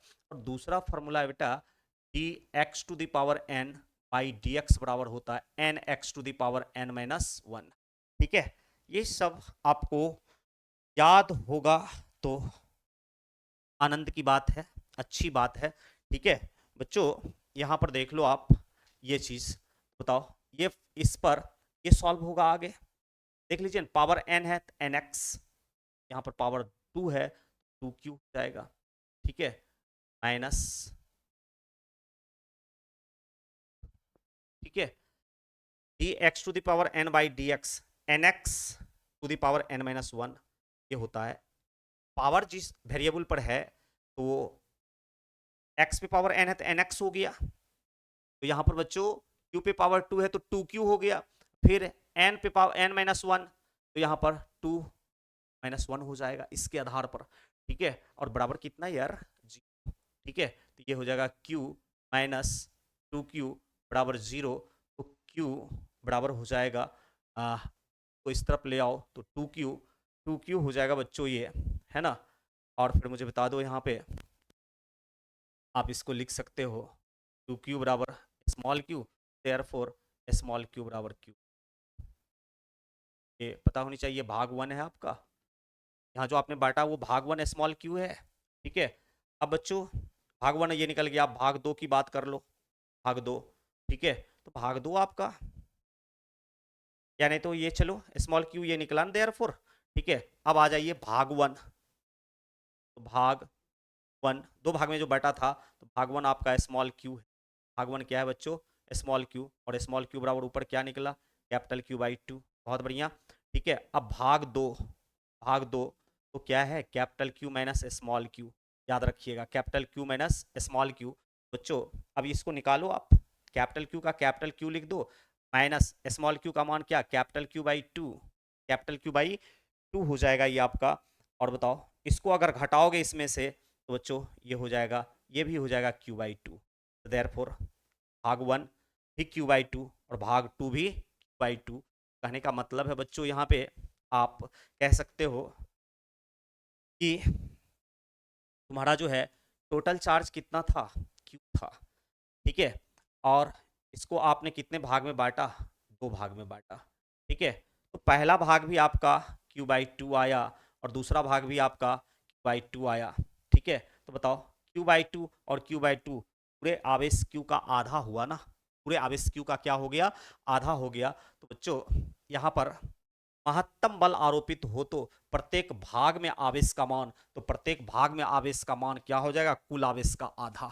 ठीक है, कुल आवेश का कितना बच्चों, अरे भाई कुल आवेश का, इसको दो भाग में बांटा था ना, तो एक पहला भाग भी क्यू बाई टू आया, दूसरा भाग भी क्या आया, क्यू बाई टू आया। तो बताओ कुल आवेश का आधा आधा हुआ ना, कुल आवेश का क्या हो गया, आधा आधा हो गया। तो आप यहाँ पर बताओ कि प्रत्येक भाग में आवेश का मान, बताओ प्रत्येक भाग में, भाग एक भी क्यू बाई टू, भाग दो भी क्यू बाई टू, तो प्रत्येक भाग में आवेश का मान क्या होगा, कुल आवेश का आधा। तब उनके बीच लगने वाले बल क्या होंगे, मैक्सिमम। तब उनके बीच लगने वाले बल क्या होंगे बच्चों, मैक्सिमम होगा। ठीक है, तो इस तरीका से मैथमेटिकली हम सॉल्व कर सकते हैं, ठीक है, बाय प्रोसेस। लेकिन आप इसको दूसरे तरीका से भी देख सकते हो। ठीक है, इसको आप दूसरे तरीका से भी सॉल्व कर सकते हो इस सवाल को, कोई दिक्कत नहीं है। ठीक है, तो ये मैंने बाय प्रोसेस बताया। ठीक है, अब शॉर्टकट मेथड समझिए इस सवाल का। कौन सा मेथड बच्चों, शॉर्टकट मेथड समझिए इस सवाल का क्या होगा। ठीक है, तो आइए आपकी जानकारी के लिए मैंने इतना बताया। ठीक है, अब इसके बाद शॉर्टकट मेथड से हम इसको कैसे सॉल्व कर लेंगे। ठीक है ना, आप दिमाग में ऐसे भी रख सकते हैं, ठीक है, कि एक ही आवेश को दो भाग में बांटा जाता तो उसका मान कितना रखा जाए जो उनके बीच लगने वाले बल मैक्सिमम होंगे। तो बच्चों आधा और आधा, प्रत्येक भाग को आधा आधा कर दो तो उनके बीच लगने वाले बल क्या होंगे, मैक्सिमम, के बीच लगने वाले बल क्या होंगे, मैक्सिमम होंगे। ठीक है, लेकिन इस चीज को ऐसे समझिए आप, हम मान लेते हैं कैपिटल क्यू, मान लेते हैं बच्चों कि कैपिटल आपका जो है, ठीक है, 10, यानी तो ऐसे 12 कूलम, कैपिटल क्यू कितना कूलम है, 12 कूलम टोटल। अब इसको कितने भाग में बांटना है बेटा, ठीक है, कितने भाग में बांटना है, दो भाग में। आप ऐसे समझो, या इसको ज़्यादा नहीं, हम क्या करते हैं, 4 कूलम मान लो। कितना कूलम? 4 कूलम। कुल आवेश जो यहाँ पर कैपिटल क्यू है वो आपका 4 कूलम मान लिया हमने। ठीक है, एक भाग आपका, ठीक है, एक भाग बच्चों तुम्हारा जो है, मान लो यहाँ पर 1 है, और दूसरा भाग क्या है? ठीक है, तो पहला भाग जो है इसका, और दूसरा भाग, अगर पहला भाग इसका 1 कूलम होता है तो दूसरा भाग कितना? ठीक है, क्योंकि दोनों मिलकर के 4 होना है। दोनों मिलकर के कितना होना बच्चों? 4 होना है। तो अगर मान के चलो कि ये 4 कूलम में से पहला भाग 1 कूलम है, तो दूसरा भाग कितना होगा? 3 कूलम। यदि ये 2 कूलम है तो ये भाग भी कितना होगा? दूसरा भाग, इस 4 कूलम का पहला भाग 2 कूलम है तो दूसरा भाग क्या होगा? 2 कूलम। अगर ऐसे बांटे हम, अगर इस 4 कूलम का Q1 अगर 3 कूलम हो जाए तो बताओ इधर ये कितना कूलम होगा? 1 कूलम, क्योंकि दोनों मिलकर के 4 कूलम होना है। अब बताओ यहाँ पर जो Q1 Q2 होगा, यहाँ पर जो Q1 Q2 होगा आपका, ठीक है, ये 3 गुना 1 3 रह जाएगा ना। ठीक है, अब बच्चों हम इधर लिखते हैं Q1 और Q2 का गुणनफल। ठीक है, बताओ 3 गुना 1 करोगे 3 रह जाएगा, 2 गुना 2 करोगे 4 हो जाएगा, 3 गुना 1 करोगे 3 रह जाएगा। तो बताओ गुणनफल मैक्सिमम हो रहा है कब? बताइए ना, ये गुणनफल मैक्सिमम कितना? 4 है, तो कब? जब आधा आधा किए तब ना। जब कितना किए बच्चों? आधा आधा किए। ठीक है, 4 था, टोटल 4 कूलम था, तो 4 कूलम का आधा 2 कूलम, 4 कूलम का आधा 2 कूलम, तो आधा आधा किए तो गुणनफल क्या हुआ? मैक्सिमम। और आपको पता है कूलम का नियम, आवेश के गुणनफल का क्या होता? समानुपाती। दैट मीन्स अगर गुणनफल आवेश का मैक्सिमम होगा तो बल का भी मान क्या होगा? मैक्सिमम होगा। ठीक है, आवेश का गुणनफल यदि क्या होगा? आपका मैक्सिमम होगा, तो ये बल जो लग रहे हैं दोनों भाग में, ठीक है, वो भी क्या होगा? मैक्सिमम। तो बताओ मैक्सिमम कब हो रहा आवेश का गुणनफल? आवेश के गुणनफल का मान मैक्सिमम कब हो रहा? जब कुल आवेश का आधा आधा किया। कुल आवेश का क्या किया? आधा आधा किया। तो बताओ Q1 और Q2 का मान जितने भी गुणनफल हैं उसमें मैक्सिमम है कि नहीं है? ठीक है, तो इसलिए बच्चों इस तरह से भी हम सोच सकते हैं कि अगर कुल आवेश Q है तो इसका आधा करेंगे तो Q/2 होगा, तब ये आपका आंसर हो जाएगा। ठीक है, तो ऐसे भी इस सवाल को हम लोग सोच सकते हैं शॉर्टकट। ठीक है, शॉर्टकट ऐसे भी बेटा हम लोग सोच सकते हैं इस सवाल को। ठीक, चलो अगला नंबर पर चलते हैं बच्चों हम। ठीक है, क्वेश्चन नंबर आपका आगे जो होगा 35, 35 नंबर क्वेश्चन में क्या कहा जा रहा है?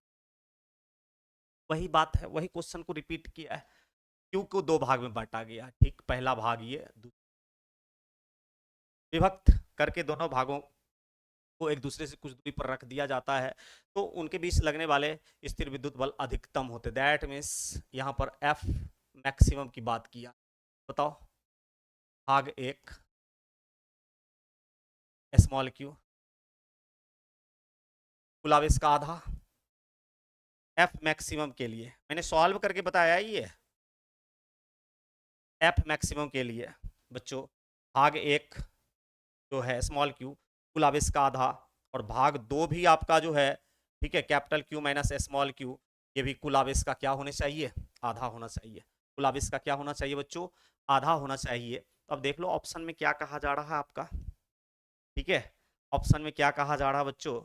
तो ये दोनों भाग आपका सही है। क्यू ये कुल आवेश का आधा, कोई एक से आगे बढ़ो, इसी से आगे बढ़ो। तो आपसे पूछा जा रहा है, हर एक विकल्प है आपका, देख लीजिए, capital Q by small Q, capital Q by small Q, capital Q by small Q, capital Q by small Q. बच्चों यहाँ पर आप देख लो, आप इसको लेकर के आगे बढ़ोगे तो इसको इधर लेके आ जाओ, इसको इधर लेके आ जाओ, तो 2 बराबर capital Q by small Q. इस इंप्लाइज हम लिख सकते हैं capital Q by small Q बराबर 2/1।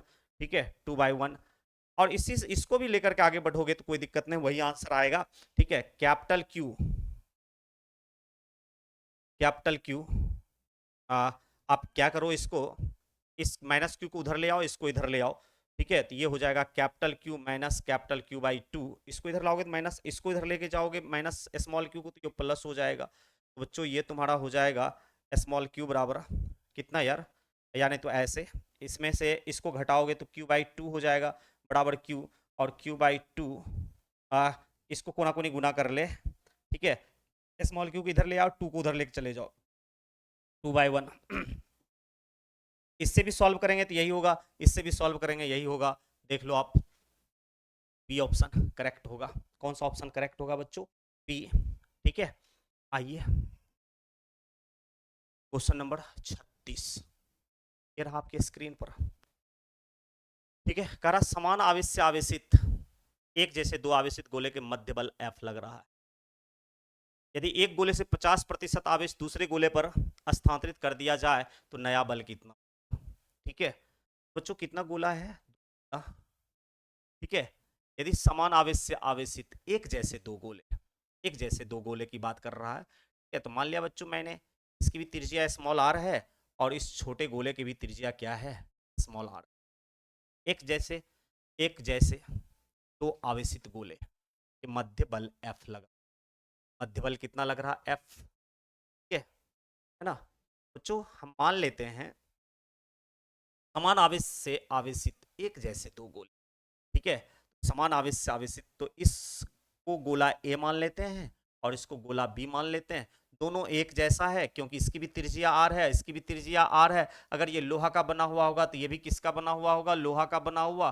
और समान आवेश से आवेशित है, अगर इस पर आवेश Q दिया तो इस पर भी आवेश कितना देना होगा? Q, तभी ये दोनों समान आवेश से आवेशित हो पाया।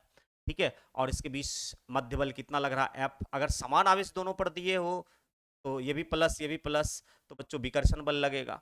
ठीक है, एफ बल, तो एफ बल यहाँ पर क्या हो जाएगा? एफ बराबर कूलम के नियम से K1/r²। इसके बीच की दूरी हम कैपिटल R, इसके बीच की दूरी क्या ले लिया? कैपिटल R ले लिया। बता दो यहाँ 1 बराबर भी Q, 2 बराबर भी Q, क्योंकि दोनों आवेश Q Q है। ठीक है, और बीच की दूरी स्मॉल r बराबर क्या चीज? Capital R। तो F बराबर हो जाएगा KQ/कैपिटल R²।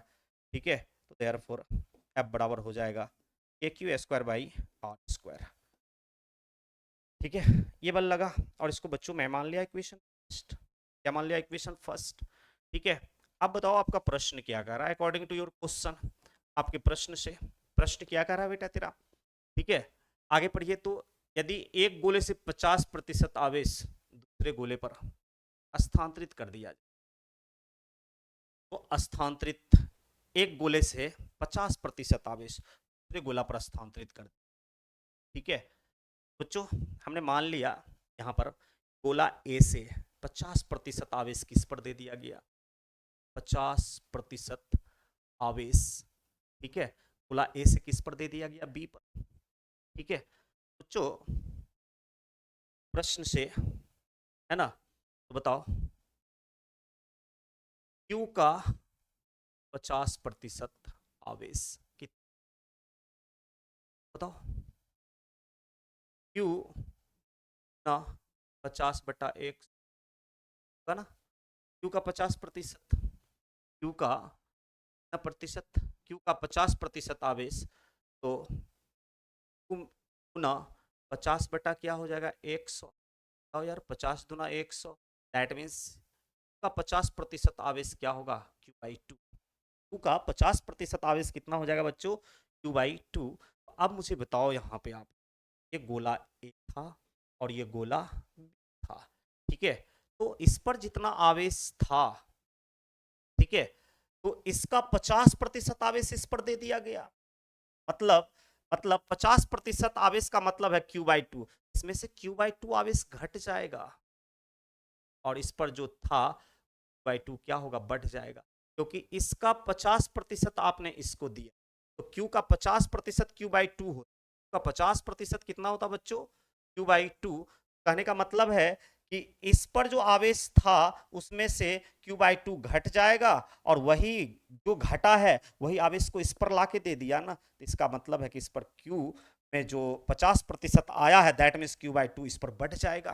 ठीक है, इस पर क्या होगा बच्चों? बढ़ जाएगा। तो बताओ आप ए पर आवेश, ठीक है, ए पर आवेश, अब मैं पूछूं आपसे बच्चों, ये हो जाएगा आपका कितना? बताओ Q - Q बाई टू बराबर हो जाएगा, ये घटाओगे तो क्यू बाई टू हो जाएगा।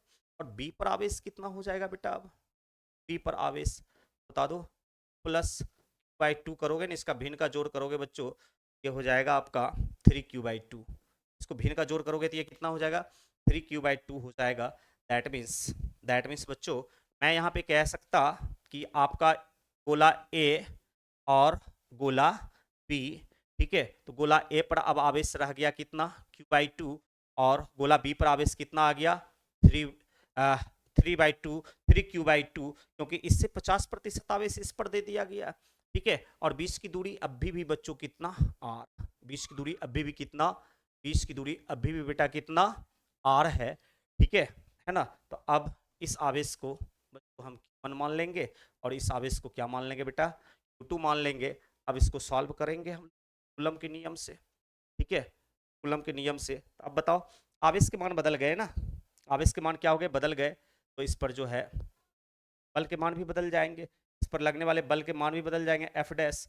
बताओ अब एफ डैश बराबर कूलम के नियम से क्या हो जाएगा, ये Q1 Q2 बटा आर स्क्वायर, ये Q1 Q2 बटे आर स्क्वायर।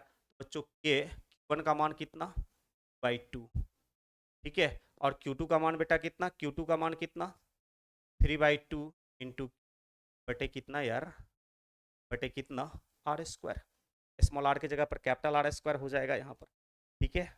आप मुझे बताओ बच्चों, यहाँ पे ये जो हो जाएगा आपका 3/4, 3/4 into K Q square by R square, ठीक है। इसको कैलकुलेट करोगे तो ये आएगा, और आप देख लो यहाँ पर ये कितना के बराबर, समीकरण एक कह रहा के Q square by capital R square F के बराबर है। तो बताओ जस्ट यही वाली चीज जस्ट यहाँ पर ये है, इसकी जगह पर मैं एफ लिख सकता, यहाँ पे बिल्कुल लिख सकता। तो बच्चों एफ डैश बराबर हो जाएगा 3/4 इंटू एफ। तो ये बल हो जाएंगे जब 50% आवेश इस गोला से इस गोला पर लाके, ठीक है। बताओ ऑप्शन ए मैच कर रहा है, कौन सा मैच कर रहा है आपका, ऑप्शन ए। ऑप्शन ए आपका करेक्ट आंसर हो जाएगा, ऑप्शन ए क्या हो जाएगा बेटा, करेक्ट आंसर हो जाएगा। इस प्रकार से बच्चों हम इस तरह के सवाल को सॉल्व कर सकते हैं, ठीक है। अब आइए क्वेश्चन नंबर 37, क्या कहा जा रहा क्वेश्चन नंबर 37 में, आ जाओ क्वेश्चन नंबर 37, बताओ आप लोग। निर्वात में आर दूरी पर रखे दो आवेश में बल एफ है, ऐसा जैसा कह रहा हो वैसा वैसा कर दीजिए। दो आवेश, मान लिया एक आवेश Q1 है, आवेश क्या है, और इसके बीच की दूरी r है, और ये दोनों आवेश आपका किस में है बेटा, कह रहा है ये दोनों आवेश आपका किस में है, बाद में,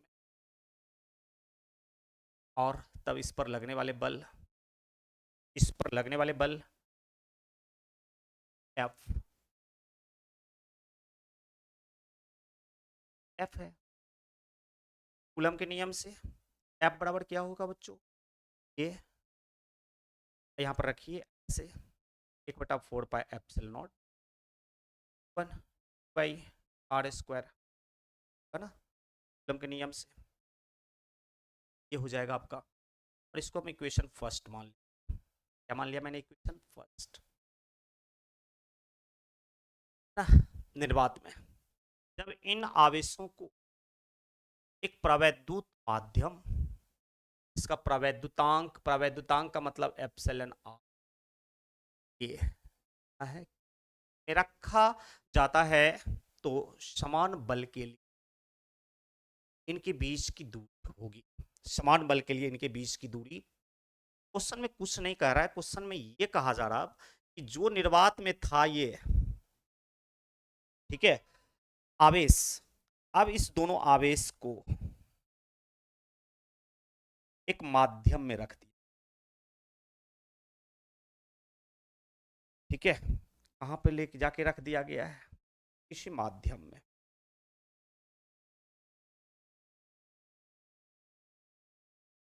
और बच्चों इस माध्यम की अपेक्षित प्रवैद्युतता या प्रवैद्युतांक एप्सिलॉन आर बराबर के दे दिया है,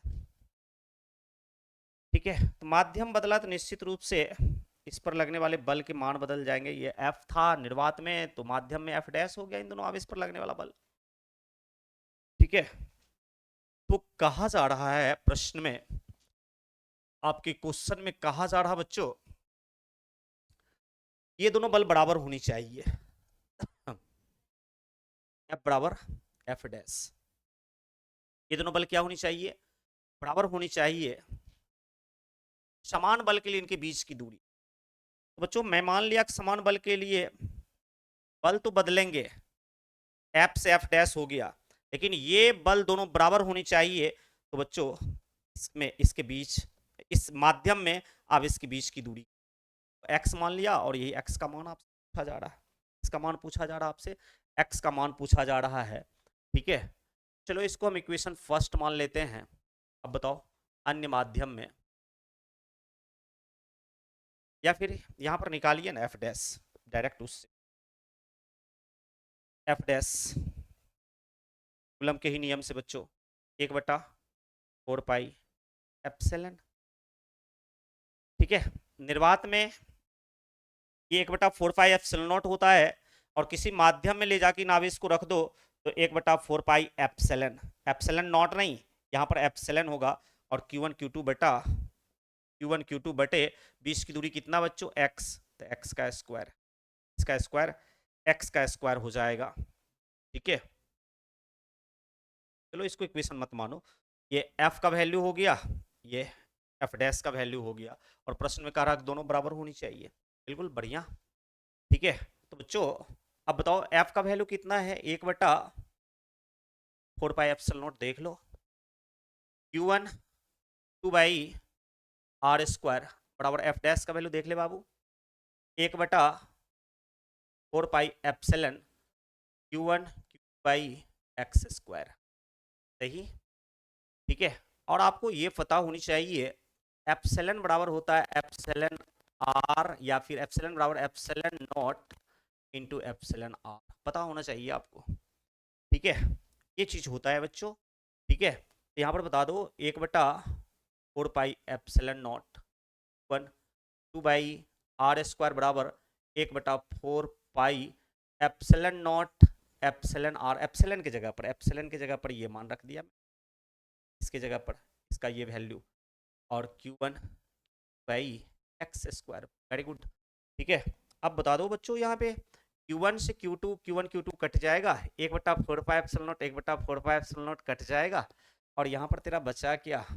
1/r स्क्वायर बराबर 1/x square into epsilon r आपका। ठीक है, और बेटा आपके क्वेश्चन में दे रखा है कि एप्सिलॉन r का मान कितना है, यहाँ पे k है, को नहीं गुना कर दे भाई, एक्स स्क्वायर, इसको केवल लेके जा, एक्स स्क्वायर को उधर लेके जाओ, तो एक्स स्क्वायर बटा आर स्क्वायर हो जाएगा 1/एप्सिलॉन आर, और एप्सिलॉन आर का वैल्यू कितना? के। तो यार एक्स बटा आर का होल स्क्वायर ऐसे लिख सकते हो आप, तो 1/एप्सिलॉन आर का वैल्यू के हो जाएगा। ठीक है, एप्सिलॉन आर का वैल्यू कितना हो जाएगा बाबू साहब? के हो जाएगा, और इस स्क्वायर को इधर ले आओ, रूट हो जाएगा, एक्स बटा आर बराबर √1/के हो जाएगा। ठीक है ना, और बताओ 1 का रूट 1 हो जाएगा, तो x/r बराबर 1/k, और कोना कोनी गुना कर दो, देयरफॉर x बराबर r/√k, r/k। बताओ दोनों बल के मान बराबर होने के लिए, निर्वात में और किसी माध्यम में आरोपित बल का मान बराबर होने के लिए 20 की दूरी, ठीक है, क्या हो गई? r/√k, r/√k, है ना। तो इस दूरी पर अगर रखते हो आप Q1 Q2 आवेश को इस माध्यम में, ये दोनों लगने वाले बल के मान क्या होंगे? बराबर होंगे। ठीक है, तो बताओ ये ऑप्शन किस में है बच्चों? सी में। तो ये आपका करेक्ट आंसर हो जाएगा, सी क्या हो जाएगा बेटा तुम्हारा? करेक्ट आंसर हो जाएगा। ठीक है, चलिए इस क्वेश्चन का सॉल्यूशन ऐसे। ठीक है, अब आगे क्वेश्चन नंबर 38, समझिएगा मेरी बात को। क्वेश्चन नंबर 38 में क्या कह रहा बाबू?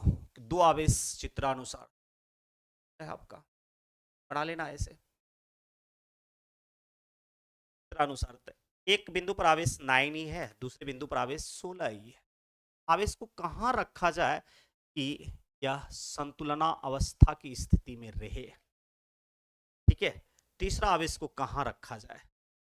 ठीक है, तीसरा आवेश को, दो आवेश ऐसे रखा हुआ फिगर में, एक 9e का 16e, ठीक है, ऐसे रखा हुआ और दोनों एक दूसरे से 70 सेंटीमीटर की दूरी पर है, और पूछा जा रहा तीसरा आवेश कहाँ रखा जाए, तीसरा आवेश को कहाँ रखा जाए ताकि यह संतुलना अवस्था में आ जाए, मतलब संतुलन में आ जाए, यह निकाय किस में आ जाए, संतुलन में आ जाए।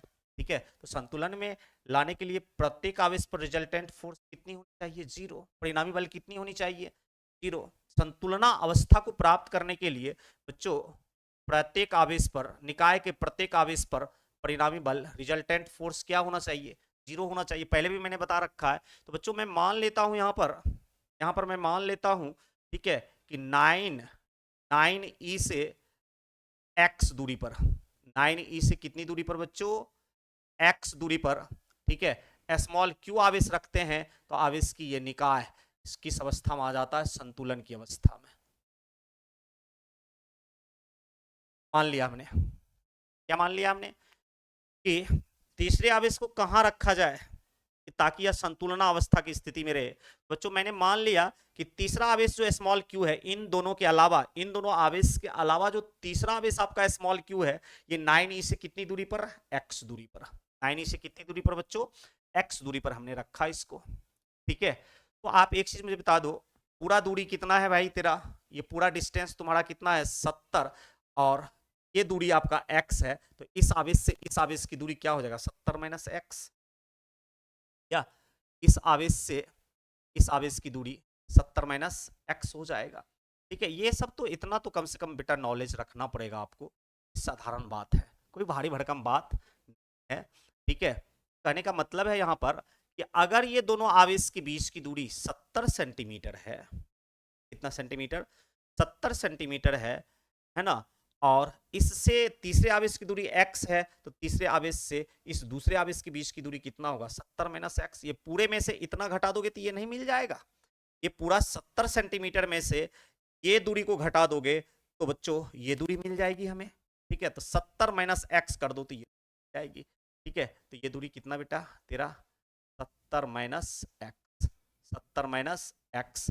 ठीक है, तो ये हो गया आपका, है ना। तो आओ अब हम बातें करें इस पर। बताइए, इस आवेश पर, इस आवेश के द्वारा इस आवेश पर भी बल लगेगा, नहीं कोई चिन्ह तो प्लस प्लस, बताओ यार, इस आवेश के द्वारा जिस पर बल लगेगा वो आकर्षण होगा या विकर्षण होगा, इस आवेश के द्वारा जो इस पर बल लगेगा विकर्षण होगा। ठीक है ना। तो हम मान लेते हैं कि ये जो x दूरी पर आपका आवेश है, ऐसे कुछ मानो नहीं यार। ठीक है, ये बिंदु को a मान लीजिए आप, और ये बिंदु, ठीक है, थोड़ा सा बच्चों, बिंदु है ना आपका ये, तो आप b मान लो, इसको a मान लिया, इसको b, और इस बिंदु को क्या मान लो। ठीक है, बताओ, a बिंदु पर जो 9e आवेश है, b बिंदु पर स्थित q आवेश पर विकर्षण बल हम लगाएगा, इस बल को हम क्या कहेंगे, एफ बी। और फिर बच्चों इस आवेश के कारण भी इस पर बल लगेगा, इस आवेश के कारण भी इस पर बल लगेगा, इस आवेश के कारण भी इस पर बल लगेगा। क्या ये जो तुम्हारा हो जाएगा इसके कारण इस पर बल, ये भी देख लो 16e प्लस ये q प्लस, तो इसके द्वारा जो इस पर बल लगेगा वो भी विकर्षण बल, इससे इसके द्वारा इस पर विकर्षण बल, मतलब इससे ये दूर जाना चाहिए तो इधर लगेगा ना। ठीक है, विकर्षण बल लगेगा, ये विकर्षण बल का नाम हो जाएगा बच्चों तुम्हारा, ठीक है, क्या चीज बताओ आप मुझे, F B C, F B C. ठीक है, अब देख लो यार यहाँ पर ये आवेश संतुलना अवस्था का मतलब है कि परिणामी बल इस आवेश पर कितनी लगनी चाहिए, जीरो। क्यू का संतुलन के लिए, क्यू का क्या चीज के लिए बच्चों, संतुलन के लिए। ठीक है, विपरीत दिशा में लगने वाला बल बराबर होनी चाहिए। विपरीत दिशा में लगने वाला बल क्या होना चाहिए? बराबर होना चाहिए। ठीक है, आवेश Q पर जितने बल लग रहे हैं विपरीत दिशा में, इसका परिमाण क्या होना चाहिए? बराबर होना चाहिए। संतुलन के लिए बच्चों यहाँ पर FBA बराबर क्या हो जाएगा? FBC। ठीक है, FBA बराबर FBC। और मुझे बता दो यहाँ पर FBA कितना हो जाएगा? के बी पर जो आवेश है वो क्या है? स्मॉल q, और ए पर जो आवेश है वो 9e बटे दोनों के बीच की दूरी x²। FBC क्या हो जाएगा बच्चों? FBC बता दो। FBC इसके कारण इस पर लगने वाला बल, तो के ये आवेश 16e q1 हो जाएगा, तो बी पर का आवेश क्या हो जाएगा? q बटे कितना भाई? 70 माइनस एक्स का होल स्क्वायर। बीच की दूरी, इन दोनों आवेश के बीच की दूरी 70 माइनस एक्स है। ठीक है, तो अब मुझे बता दो यहाँ पर FBA का मान रखो यहाँ पे, तो के Q इंटू 9e बटे कितना? x² बराबर FBC का वैल्यू के इंटू 16e बटा Q बटे में 70 माइनस एक्स का होल स्क्वायर। ठीक है, तो अब बता दो यार तुम लोग, यहाँ पे कट जाएगा कुछ क्या? कुछ चीज कट रहा है तो काट दो यार। देख लो यहाँ पर स्मॉल q से स्मॉल q कट जाएगा, a से k कट जाएगा, e से मेरे भाई e कट जाएगा। ठीक है, और क्या करो आप इधर इसको इधर ले आओ और इसको इधर लेके चलो। इसको इधर ले आओगे 70 माइनस एक्स का स्क्वायर बटे हो जाएगा x² बराबर, इसको इधर लेके आ जाइए, तो ये ऊपर 16 है, 16 बटा 9 हो जाएगा। ठीक है, अब बच्चों आप क्या कर सकते हैं, यहाँ पर 70 माइनस एक्स बटा एक्स का होल स्क्वायर लिख सकते हो, और ये 16 बटा 9। ठीक है, और आप इधर आओगे तो स्क्वायर को इधर ले आओ, 70 माइनस एक्स बटे कितना? एक्स, स्क्वायर को इधर लाओगे रूट हो जाएगा 16 बटा 9। और बच्चों मुझे बताओ 16 का root 70 minus X by X बराबर 4 बटा 3 हो जाएगा। 16 का रूट 4 और 9 का रूट कितना? 3 हो जाएगा। अब कोना कोनी गुना कर दे, इधर गुना करोगे बच्चों 3 से, 27 210 माइनस 3x, और इधर गुना करोगे तो ये 4x हो जाएगा। ठीक है, और इधर लेके आ जाओ तो 210, इसको इधर लेके आ जाओ तो 4x अब प्लस 3x हो जाएगा, उधर माइनस इधर आएगा तो प्लस हो जाएगा, तो 210 बराबर कितना भाई? 7x, और ये 30 बार में कट जाएगा। ठीक है, देयरफॉर x बराबर कितना सेंटीमीटर बच्चों? सेंटीमीटर। x बराबर कितना सेंटीमीटर? 30 सेंटीमीटर। दैट मीन्स अगर मैं आपसे पूछूं बेटा कि बताओ तीसरा आवेश Q, तीसरा आवेश Q का 9 से दूरी, तो निश्चित रूप से आप x कहोगे। तीसरा आवेश Q का 9e से दूरी कितनी है? x, और x का मान कितना निकला बाबू तेरा? ठीक है, सेंटीमीटर रख दीजिए, सेंटीमीटर। अब अगर मैं आपसे पूछूं कि तीसरा आवेश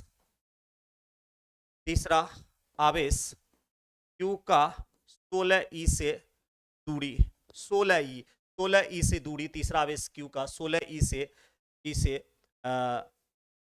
दूरी, तो बताओ यार 16e से दूरी कितना? बताओ यहाँ से यहाँ की दूरी कितना है? 16e से तीसरा आवेश Q की दूरी कितना? 70 माइनस एक्स, 70 माइनस एक्स। और बच्चों x का मान आपने कितना निकाला यहाँ पर? 30। बताओ 70 माइनस 30 कितना हो जाएगा बेटा? 40 सेंटीमीटर। कितना सेंटीमीटर? 40 सेंटीमीटर हो जाएगा ये। ठीक है, तो एक आपका जो है 16e से 40 सेंटीमीटर पर है, और 9e से कितना सेंटीमीटर पर है? 30 सेंटीमीटर पर है। 9e से देख लो, 9e से 30 सेंटीमीटर पर है, और 16e से 40 सेंटीमीटर पर है। 9e से 30 सेंटीमीटर पर, 16e से 40 सेंटीमीटर पर, और 9e से 40 सेंटीमीटर नहीं, 9e से देख लीजिए आप, 9e से 30 सेंटीमीटर पर है, तो ये ऑप्शन गलत है। ये और ये आपका क्या है? सही है, और एक ही विकल्प सही होगा इसमें, तो ए और बी को सही कहने वाला विकल्प आपका कौन सा है? डी है। इसलिए करेक्ट आंसर आपका बच्चों क्या हो जाएगा? डी हो जाएगा। करेक्ट आंसर क्या हो जाएगा बेटा, हमारा डी हो जाएगा। ठीक है, तो इस तरह से इस सवाल को बच्चों हम सॉल्व कर सकते हैं। ठीक है, तो 38 नंबर क्वेश्चन ये रहा तुम्हारा, ऐसे आप बच्चों इसको सॉल्व कर सकते हो। ठीक है, अब आइए 40 नंबर क्वेश्चन पर। ठीक है, 39 नंबर क्वेश्चन पर कह रहा दो बिंदु आवेश, एक ये है, ये बहुत बढ़िया, +9q एक बिंदु आवेश है, दूसरा बिंदु आवेश है +q। ठीक है, एक दूसरे से 16 सेंटीमीटर की दूरी पर है, बहुत बढ़िया। एक दूसरे से कितनी दूरी पर है ये, 16 सेंटीमीटर की दूरी। इसके बीच एक तीसरा आवेश, इसके बीच एक तीसरा आवेश कहाँ रखा जाए ताकि निकाय साम्यावस्था में रहे। ठीक है, तो बच्चों मैंने मान लिया कि ये तीसरा आवेश कैपिटल Q +9q से कितनी, तो ये निकाय आपका किस में आ जाता है, साम्यावस्था में, संतुलन।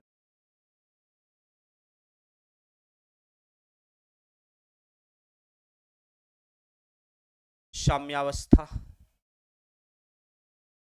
अर्थात संतुलन में, साम्यावस्था अर्थात किस में, संतुलन में।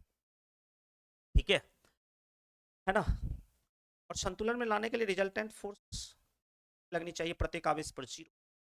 परिणामी बल कितना होना चाहिए, परिणामी बल कितना होना चाहिए बच्चों, 0 होना चाहिए। ठीक है, इस बिंदु का नाम हमने ए दे दिया, बिंदु ए है, ये बिंदु सी है। तो यार एक चीज यहाँ पे, ये पूरी दूरी 16 सेंटीमीटर है और ये दूरी x है, ये दूरी कितनी, ये दूरी में से x को घटा दो, -x हो जाएगा बच्चों, 16 - x। ये पूरा दूरी 16 है और ये x को घटा दोगे तो बताओ ये दूरी कितना हो जाएगा, 16 - x हो जाएगा। ठीक है, तो एक चीज बताओ मुझे, इसके द्वारा इस पर लगने वाले बल, ये भी प्लस, नहीं कोई चिन्ह तो ये भी प्लस, इसके द्वारा इस पर लगने वाला बल विकर्षण होगा, इस दिशा में लगेगा। और इस बल का नाम बच्चों हम क्या दूं, मैं क्या दूं इस बल का नाम, FBA। और फिर बताओ इसके द्वारा इस पर लगने वाला बल इस दिशा में होगा और इस बल का नाम मैं क्या दूं, FBC। कौन सा बल, FBC। ठीक है, और बच्चों संतुलन के लिए परिणामी बल 0 होना चाहिए। चलो ये तो बात है, कंसेप्ट ये बता रहा है। ठीक है, तीसरा आवेश कैपिटल Q, तीसरा आवेश कैपिटल Q का साम्यावस्था अर्थात संतुलन के लिए, इसके लिए बच्चों संतुलन के लिए इस पर लगने वाले विपरीत दिशा वाले बल बराबर होनी चाहिए, FB बराबर, या ऐसे FBC बराबर FBA। ठीक है, और बता दो यार तुम लोग कूलम के नियम से FBC क्या होगा और FBA क्या होगा, बता सकते हो, बता दो मुझे। ठीक है, FBA और FBC क्या होगा तो बताओ यार, FBA, FBA ये हो जाएगा, सॉरी FBC पहले ना, FBC बताओ, ये आवेश को Q1 और इस आवेश को क्या ले बटे भाई x², दूरी का स्क्वायर, तो बताओ इन दोनों आवेश के बीच की दूरी 16 - x का होल स्क्वायर। अब FBA बताओ, FBA B और A पर स्थित आवेश के कारण तो K, बताइए ये Q1 होगा तो ये Q2 होगा, ये हो जाएगा Q1 और ये हो जाएगा Q2, तो 9 बटे इन दोनों के बीच की दूरी x², ये ना। अब बता दो यहाँ पे, इसको मैं आगे कंटिन्यू, FBC कितना रख, K capital Q small q बटे माइनस x का होल स्क्वायर बराबर FBA। तो FBA कितना है बेटा, K capital Q 9 small q बटे x²। देख लो भाई, कट रहा है कुछ क्या, बिल्कुल। के से के कट जाएगा, कैपिटल क्यू से कैपिटल क्यू कट जाएगा बच्चों, स्मॉल क्यू से स्मॉल क्यू कट जाएगा।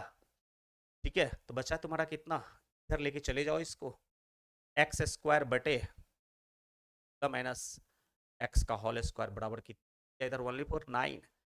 ठीक है, तो एक्स माइनस एक्स बटा 16 - एक्स का होल स्क्वायर लिख दो 9। स्क्वायर को इधर ले आओगे रूट हो जाएगा बेटा 9। ठीक है, तो आ जाए इधर, और 9 का रूट कितना होता है भाई, एक्स बटा 16 - एक्स बराबर कितना। ठीक है, अब कोना कोनी गुना कर दे बाबू, एक्स और इसको इधर लेके जाओगे 16 48 और -3x इधर लेके आ जाओ, तो ये x इधर माइनस है, इधर लेके आ जाओगे प्लस हो जाएगा 3x बराबर कितना 48, और x बराबर कितना 48, 12 चौके 48, देयरफॉर x का मान कितना सेंटीमीटर, 12 सेंटीमीटर। तो बच्चों मुझे बता दो यहाँ पे +9q तीसरा आवेश, तीसरा आवेश 12 चौके 48 हो जाएगा बेटा, तीसरा आवेश कैपिटल Q का +9q से दूरी, देख लो फिगर में, तीसरा आवेश Q का +9q से दूरी कितनी है, x। सोचो ये दूरी कितनी है तेरा, बताओ तो सही, x, और x का मान कितना निकला आपका 12 सेंटीमीटर, है ना। फिर आगे बच्चों तीसरा आवेश कैपिटल Q का आवेश क्या है आपका +q से दूरी, बता दे मेरे भाई, +q से तीसरे आवेश की दूरी 16 - x, रख दे मान x, इसका मान कितना 12 और 4 सेंटीमीटर, 4 सेंटीमीटर 12 सेंटीमीटर। ठीक है, तो बताओ यार यहाँ पर +q से दूरी 4 सेंटीमीटर, +q से दूरी 4 सेंटीमीटर,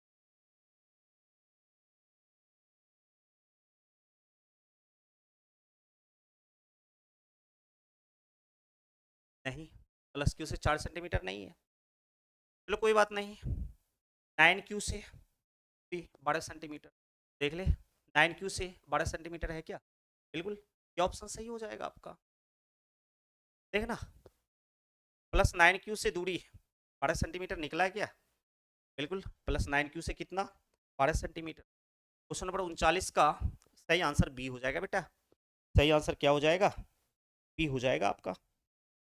ठीक है, तो ऐसे बेटा हम सॉल्व कर सकते हैं इसको, इस प्रकार से इस क्वेश्चन को हम ऐसे सॉल्व कर सकते हैं, थोड़ा सा अप्रोच आपको बढ़ानी पड़ेगी, है ना, क्योंकि ये सब क्वेश्चन थोड़ा सा लेवल का क्वेश्चन है बच्चों। आइए हम यहाँ पे बात करें,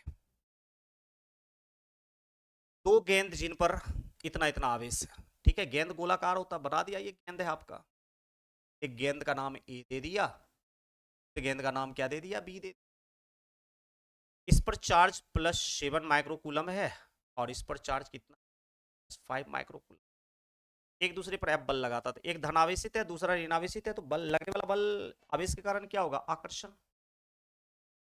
आपके क्वेश्चन में कह रहा है ये कितना बल लगा रहा है F, निश्चित रूप से इसकी दूरी कुछ ना कुछ, मान लिया इसके बीच की R है, तो बताओ ये जो है आपका, ठीक है, ये आपका Q1 आवेश और ये आपका आवेश 20, F बराबर कूलम के नियम से बच्चों, एक Q1 बटा R², ठीक है, और ये आप किस रूप में लिख रहे हो बल को, परिमाण के रूप, और सदिश का परिमाण कभी ऋणात्मक नहीं होता, ऋणात्मक नहीं हो इसके लिए बच्चों यहाँ पे मॉड लगा देते, लगा देते मॉड, F बराबर मेरे भाई, F बराबर आपका हो जाएगा कि बाई आर स्क्वायर।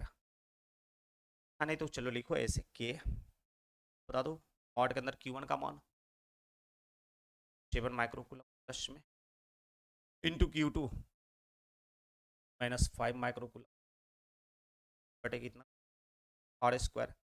एफ बराबर हो जाएगा आपका प्लस गुना माइनस माइनस 7×5 = 35 माइक्रोकूलम का स्क्वायर, ठीक है, बटे कितना आर स्क्वायर। और आपको पता है नेगेटिव का मॉड पॉजिटिव हो जाता है, एफ बराबर हो जाएगा K by R square into 35 microcoulomb. इसको मान लेंगे हम इक्वेशन फर्स्ट। क्या मान लिया बच्चों? इक्वेशन फर्स्ट मान लिया। अब आगे आइए, आगे पढ़िए क्वेश्चन में क्या कह रहा है। यदि दोनों में +2 माइक्रोकूलम आवेश जोड़ देते हैं, बिल्कुल प्रश्न से बच्चों, ये गेंद ए है और ये गेंद, ठीक है, पहले इस पर कितना था 7 माइक्रोकूलम और कह रहा कि -2 माइक्रोकूलम जोड़। इस पर कितना था बच्चों? -5 माइक्रोकूलम था और इस पर कह रहा -2 माइक्रोकूलम क्या कर दो, -2 माइक्रोकूलम। बताओ यार, ये तुम्हारा हो जाएगा 5 माइक्रोकूलम, ये कितना हो जाएगा 5 माइक्रोकूलम, ठीक है, और ये तेरा हो जाएगा बराबर करोगे तो -7 माइक्रोकूलम हो जाएगा, ठीक है। इस गोला पर के आवेश को हम Q1 मान लेंगे, इस गोला पर के आवेश को क्या मान लेंगे Q2, और बीच पर हम कोई चर्चा नहीं किया, इसका मतलब बीच की दूरी वही है आर ही है। बच्चों एक चीज बता दो मुझे यहाँ पे, अब भी इस पर कौन सा बल लगेगा? ये Q1 आवेश है, मान निकला है वो, Q2 आवेश, अब भी इस पर आकर्षण बल ही, लेकिन आवेश के मान बदल गए हैं ना। मान लेते हैं कि बल क्या लग गया एफ डैश बराबर ये बटे आर स्क्वायर। और बच्चों ये माइनस नहीं आए, ठीक है, इसलिए मॉड लगा देते तो ये हो जाएगा के 5 माइक्रोकूलम मॉड के अंदर और Q2 -7 माइक्रोकूलम मॉड के अंदर बटे कितना आर स्क्वायर, ठीक है। बता दो यहाँ पे के मॉड के अंदर हो जाएगा -35 माइक्रोकूलम का स्क्वायर बटे आर स्क्वायर मॉड के अंदर, ठीक है। अब बता दो यार नेगेटिव का मॉड क्या हो जाता? पॉजिटिव, देयरफॉर एफ डैश बराबर के इंटू, हाँ, 35 माइक्रोकूलम का स्क्वायर बटे कितना यार आर स्क्वायर। मान लीजिए क्वेश्चन 2, ठीक है। बच्चों जैसा जैसा क्वेश्चन में कहा है मैंने वैसा वैसा कर दिया, वैसा वैसा मैंने कर दिया क्वेश्चन में। और यहाँ पर एफ बल लग रहा था, एफ भी निकाल लिया, यहाँ पर एफ डैश लगाया तो एफ डैश भी निकाल लिया। अब कह रहा है बताओ क्या क्या कह रहा है बताओ, इनके बीच बल हो जाएगा, के बीच बल हो जाएगा, ठीक है। कितना हो जाएगा देख लीजिए, वही रहेगा आधा हो जाएगा, 2 गुना हो जाएगा, 0 हो जाएगा, क्या होगा भाई, ठीक है। देख लो ऐसी चीज के लिए हमें क्या करना पड़ेगा, रेशियो लेना पड़ेगा, ठीक है। एफ डैश बाई एफ निकाल लो, ठीक है, एफ डैश बाई एफ निकाल लो तो पता चल जाएगा कि कितना गुना क्या होगा नहीं होगा, ठीक है। तो ये चीज है तुम्हारा, या नहीं तो भाई सीधा हम ऐसे चले तो ज़्यादा बेटर रहेगा, आगे ज़्यादा हमें परेशानी नहीं होगी कैलकुलेशन करने में, ठीक है। तो देख लो यार समीकरण 1, इस चीज़ को हम इस पूरे ब्रैकेट को एफ मान सकते क्या, के बटा आर स्क्वायर 35 माइक्रोकूलम का होल स्क्वायर, ये पूरा चीज को एफ ले सकते हैं, इसके बराबर ये हो सकता है। और ये पूरा चीज देख लो यहाँ पे ब्रैकेट में है क्या, यहाँ पे देखो मैं दिखा रहा हूँ, है क्या, बिल्कुल है, ठीक है। तो बच्चों इस पूरे के जगह पर, इस पूरे के जगह पर ये पूरा का मान एफ होता है, तो मैं इसके जगह पर एफ रख सकता हूँ क्या, बिल्कुल। तो ये हो जाएगा एफ डैश बराबर कितना, बिकॉज ये किसके बराबर है, एफ के बराबर, किसके बराबर है बेटा, एफ के बराबर है ये आपका, ये किसके बराबर है, एफ के बराबर है, ठीक है। ये जो आप देख पा रहे हो, ये जो आप देख पा रहे हो ब्रैकेट वाला चीज, ये एक्चुअली में किसके बराबर है, एफ के बराबर। देख लो यहाँ पर, देख लो आप यहाँ पर नजर खोल के, एफ के बराबर है ये, इसलिए एफ डैश बराबर एफ, कोई चेंजिंग नहीं हुआ, ठीक है। +2 माइक्रोकूलम, सॉरी -2 माइक्रोकूलम आवेश ऐड करने पर कोई चेंजिंग नहीं हुआ। देख लीजिए जब आप -2 माइक्रोकूलम आवेश ऐड किए तो एफ डैश, और तो शुरुआत में था वो एफ, और एफ डैश और एफ बराबर आया क्या, ये आपका सही आंसर क्या हो जाएगा, सही आंसर क्या हो जाएगा बच्चों, ए हो जाएगा। ठीक है ना। तो इस क्वेश्चन को हम ऐसे सॉल्व करेंगे, है ना। क्वेश्चन नंबर 40 का आंसर सही ए होगा, है ना। चलो भाई, फिर आगे हम कल देखते हैं। ठीक है, तब तक के लिए बाय।